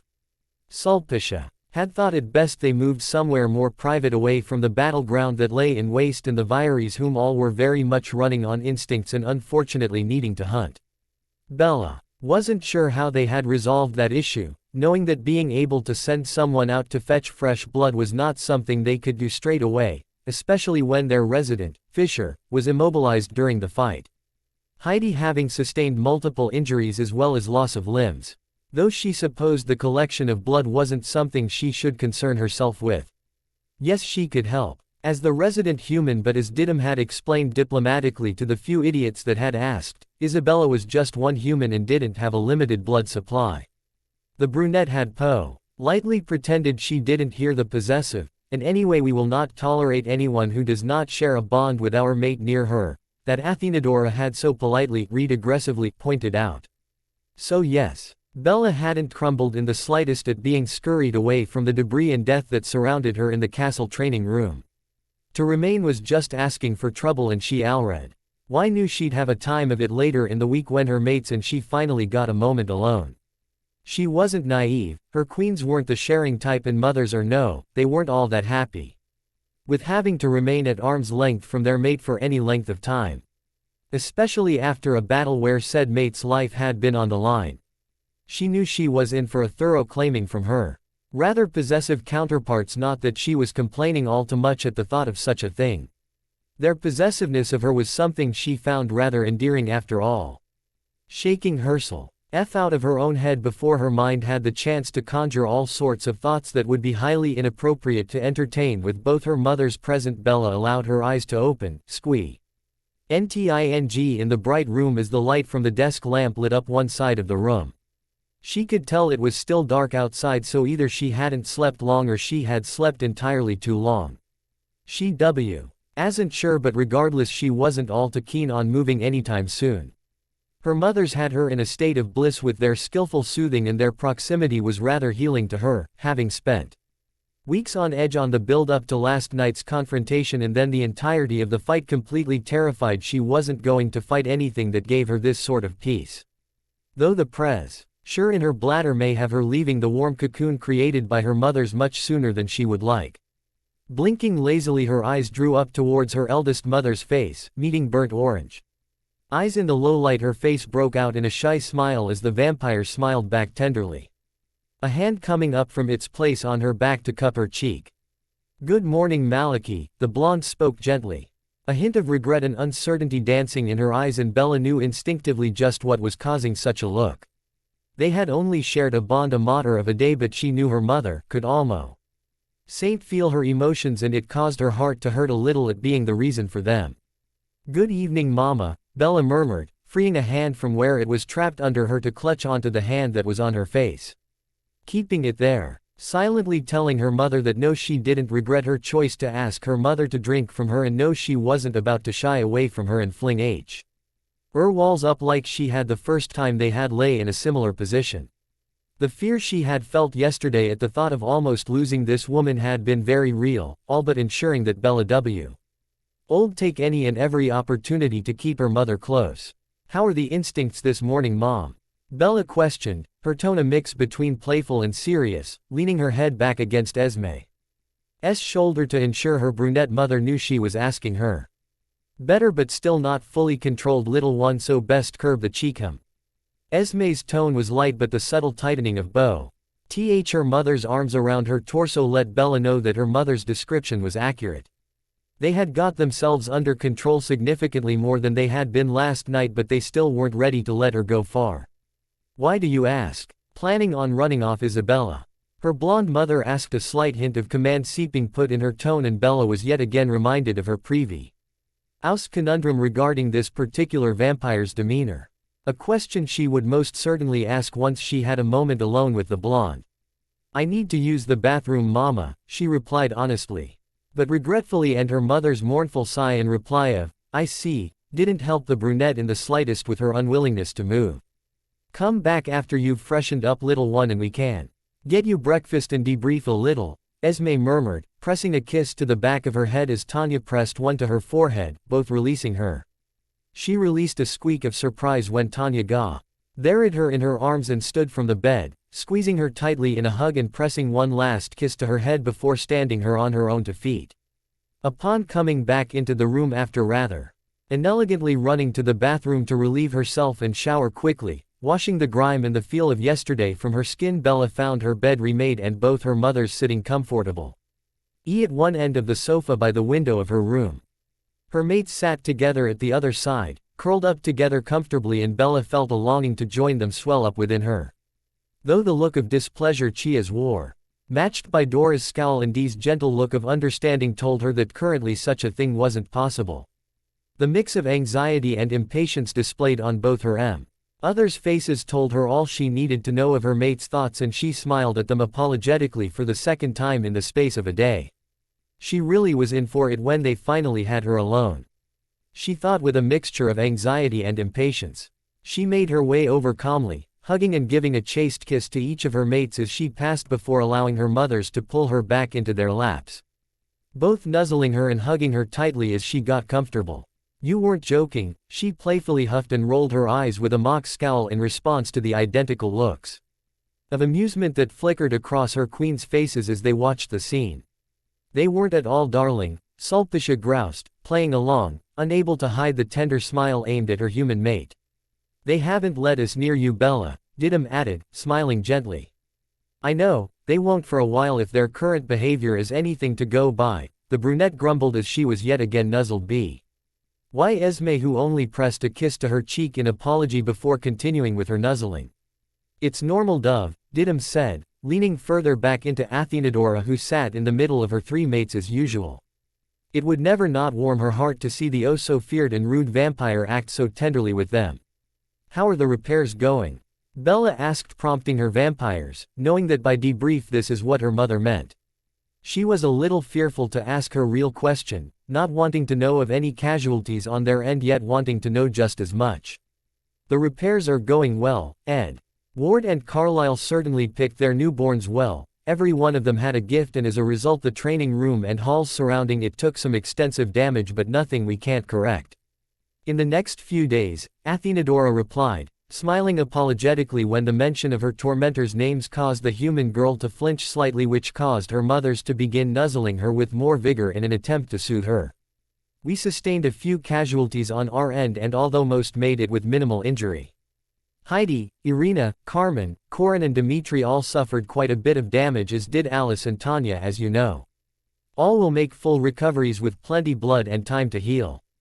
Sulpicia continued with a sad smile, no doubt feeling the loss of some of the guard because, despite what the wider vampiric nation believed, Bella knew that they were very much a family who cared for each and every one of their members despite ranking, gift or position, and any loss would be felt greatly. Who? She whispered. Choking back tears as what she feared was confirmed to her, her throat feeling as if it might close over with the sudden lump of guilt and sadness that was creeping up it. All were newer recruits. Jackson and his twin Allie. Shade and Benny all perished. They, we believe, were caught by a newborn with the ability to manipulate fire before Jane and Alec could immobilize him. We are holding a vigil tonight to commemorate them.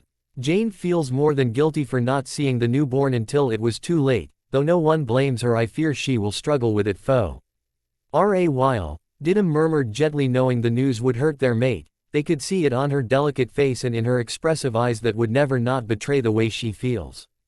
Aye, Bella began, her eyes filling as she blinked desperately, trying to keep her tears at bay. Her heart clenching as she thought of those 3 guards. She didn't know them really.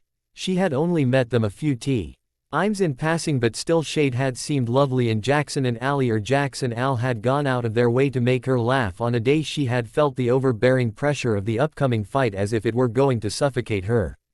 It hurt her deeply to know that anyone had died for her, that they had literally given up their lives to protect her, and what made it worse is they had died fighting.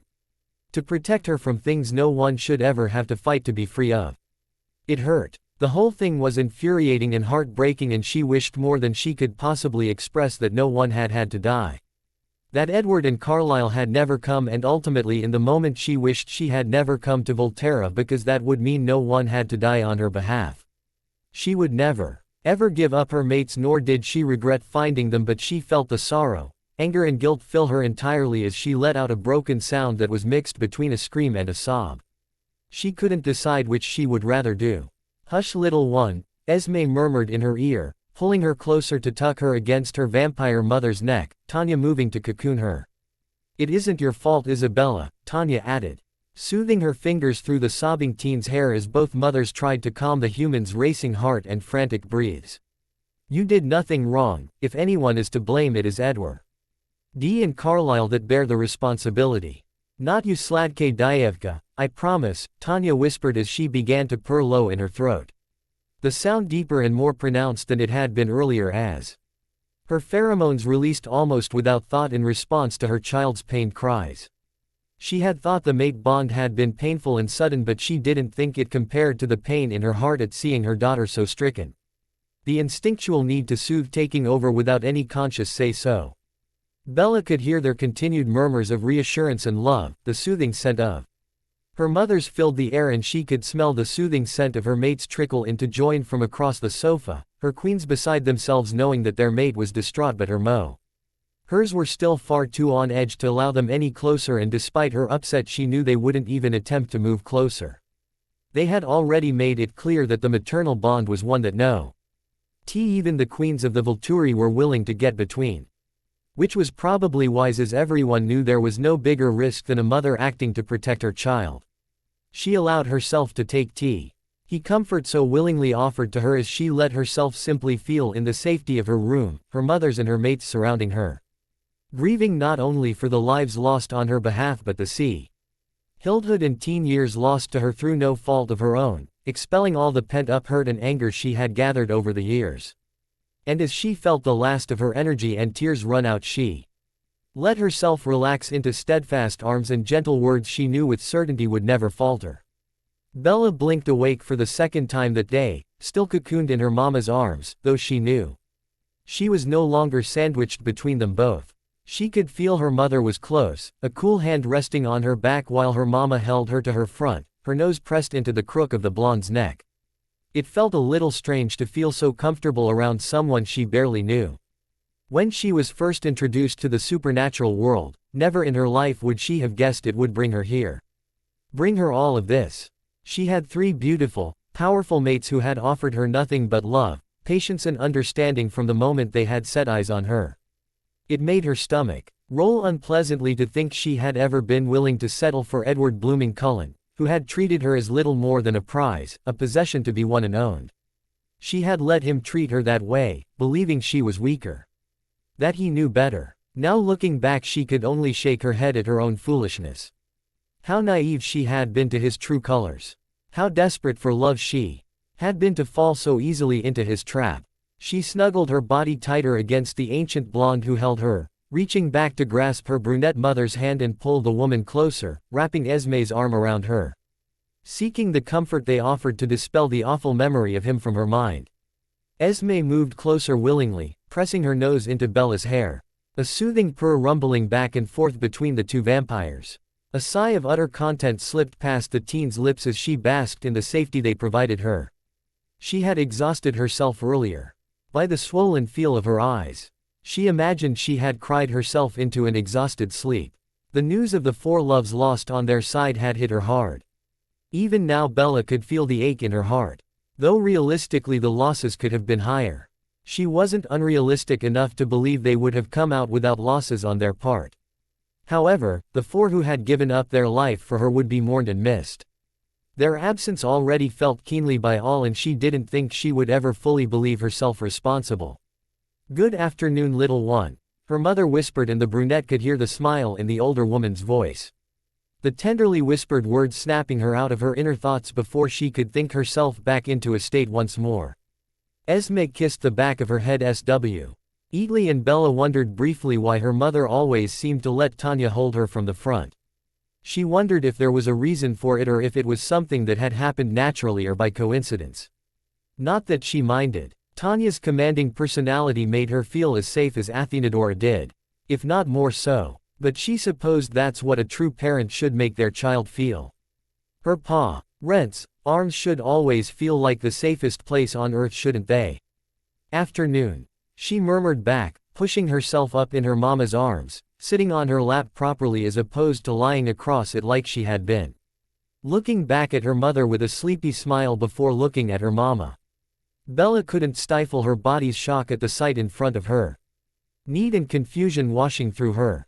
Now that she was this close to the blonde's face, she could see the slight cracks that had not healed fully yet along the side of her jaw, something she had clearly overlooked earlier in her eye stress, and her mama's eyes were onyx black. Hunger shining back at her. "What is wrong, my Maliki?" her blonde mother murmured, cupping her face softly with one hand. Bella pressed her cheek against the cool of her palm rather desperately, trying to ground herself from the all too confusing and sudden emotion that had begun to well up within her. "You haven't fed yet," she replied back bluntly, feeling shyer than she had in a long time. Unsure how to tell either of her mothers that since clocking the black eyes of her mama her emotions had gone a little rogue. Bella could feel the overwhelming need to be the one to offer her mama what she needed, bubble below the surface of her skin. It was an uncomfortable feeling, one that came on so suddenly she didn't have time to prepare herself for pain she felt at not providing for her mama. But from the gentle understanding that shines in her brunette mother's eyes when she pulls her chin up to meet her gaze, Bella knows there is more to what she feels than she understands. "It's all right, you can feed her if you want to, little one. The need you feel is normal. It will be a mix between your bond wanting to ensure your mama is safe, heal thy and close to you after what you've just been through together, and the effects of feeding within a bond. Until you are turned, feeding your mama is something you're going to feel like you need to do whenever you sense her hunger. It will be up to you both to establish whether or not you give into that need and how often." Her mother spoke calmly, keeping her gaze as gentle as possible. Both vampires having sensed their child's overwhelmed response to what was currently happening. Though both Tanya and Esme cursed at not having taken a moment to explain it to their daughter the first time she had woken. Both women felt as if they should have anticipated such a thing before now. Bella looked back at the blonde, her eyes showing the question she was struggling to speak. Her own internal battle raging behind warm chocolate brown eyes as she processed her mother's words. "Oh Maliki, if you wish to be the one I feed from, you can be. But I cannot feed from you every time I need to feed. I will not risk your health, and it is something we will need to discuss with your mates," Tanya replied, nuzzling her daughter's cheek to soothe the anxiety she could see and sense in her human child. The blonde hated the worry this was causing Bella, who in the overprotective ancient's eyes, had already gone through far too much suffering for one so young.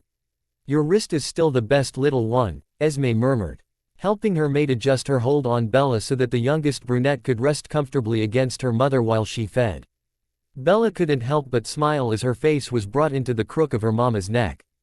It was a position that filled her with comfort and made her feel cherished, cocooned in the scent of her mama. The ancient vampire lay them back on the sofa. Esme curling herself protectively around them both. As Tanya bit into her wrist gently, Bella felt the peace that only being close to her mates and family brought her. All-encompassing and safe. She smiled, eyeing in contentment as her brunette mother lay her head on the opposite side of Tanya's shoulder as her, locking eyes with her mother as her mama fed. Esme's hand coming up to rest on her cheek, her thumb stroking just below her eye affectionately. A loom of pride dancing in the yellow gold of the older woman's eyes. Now that Edward and Carlisle had been dealt with, their newborn army no longer looking over her and everyone she loved, Bella felt she could finally relax and enjoy the love she felt with all her vampires. Yes, they still had the vigil to attend tonight and it would take them a while to rebuild the castle, but it felt like she could finally begin to look forward to her future. To building a life with her mates and enjoying being part of a family as large as hers was now. The service held to honor their fallen was a somber affair and felt more intimate than Bella had realized it could ever be. A small pyre was lit in the middle of the rear courtyard. Flames flickering warmly in the dark, the glow illuminating the skin of all the gathered vampires around. A shimmer reflecting back, almost ethereal in appearance. Her queens had said a few words, the twins Alec and Jane had also spoken in memory of Jackson, Allie, Shade and Benny. Though Bella could tell from the blonde twins' body language and dull eyes that she still blamed herself for the deaths of their 4 family members. Bella, having not known the 4 as well as the vampires of the castle, still felt the grief around her. It was palpable as it hung in the air, solemn in its heaviness. The evening was certai. NLY no less beautiful than their lost loved ones deserved. It didn't last as long as Bella had expected it to, each vampire preferring to grieve and honor the 4 in their own ways after the initial gathering. Sulpicia dismissed the entirety of the guard, after a short moment of silence at the end of the vigil, telling them to take their time and do what was needed to help them cope. Bella watched, head in awe as her mate showed such compassion and strength despite her own grief, ensuring that all vampires, both members of the Volturi and allies, had all they needed, including the means to hunt and feed before they parted ways. She herself had been taken to stand between her mothers for the whole affair, preferring to allow her mates the room they needed to grieve and led their coven in remembrance. The steadfast presence of Esme and Tanya had grounded the human in the moment. It had allowed her to feel and observe with the knowledge that she was safe.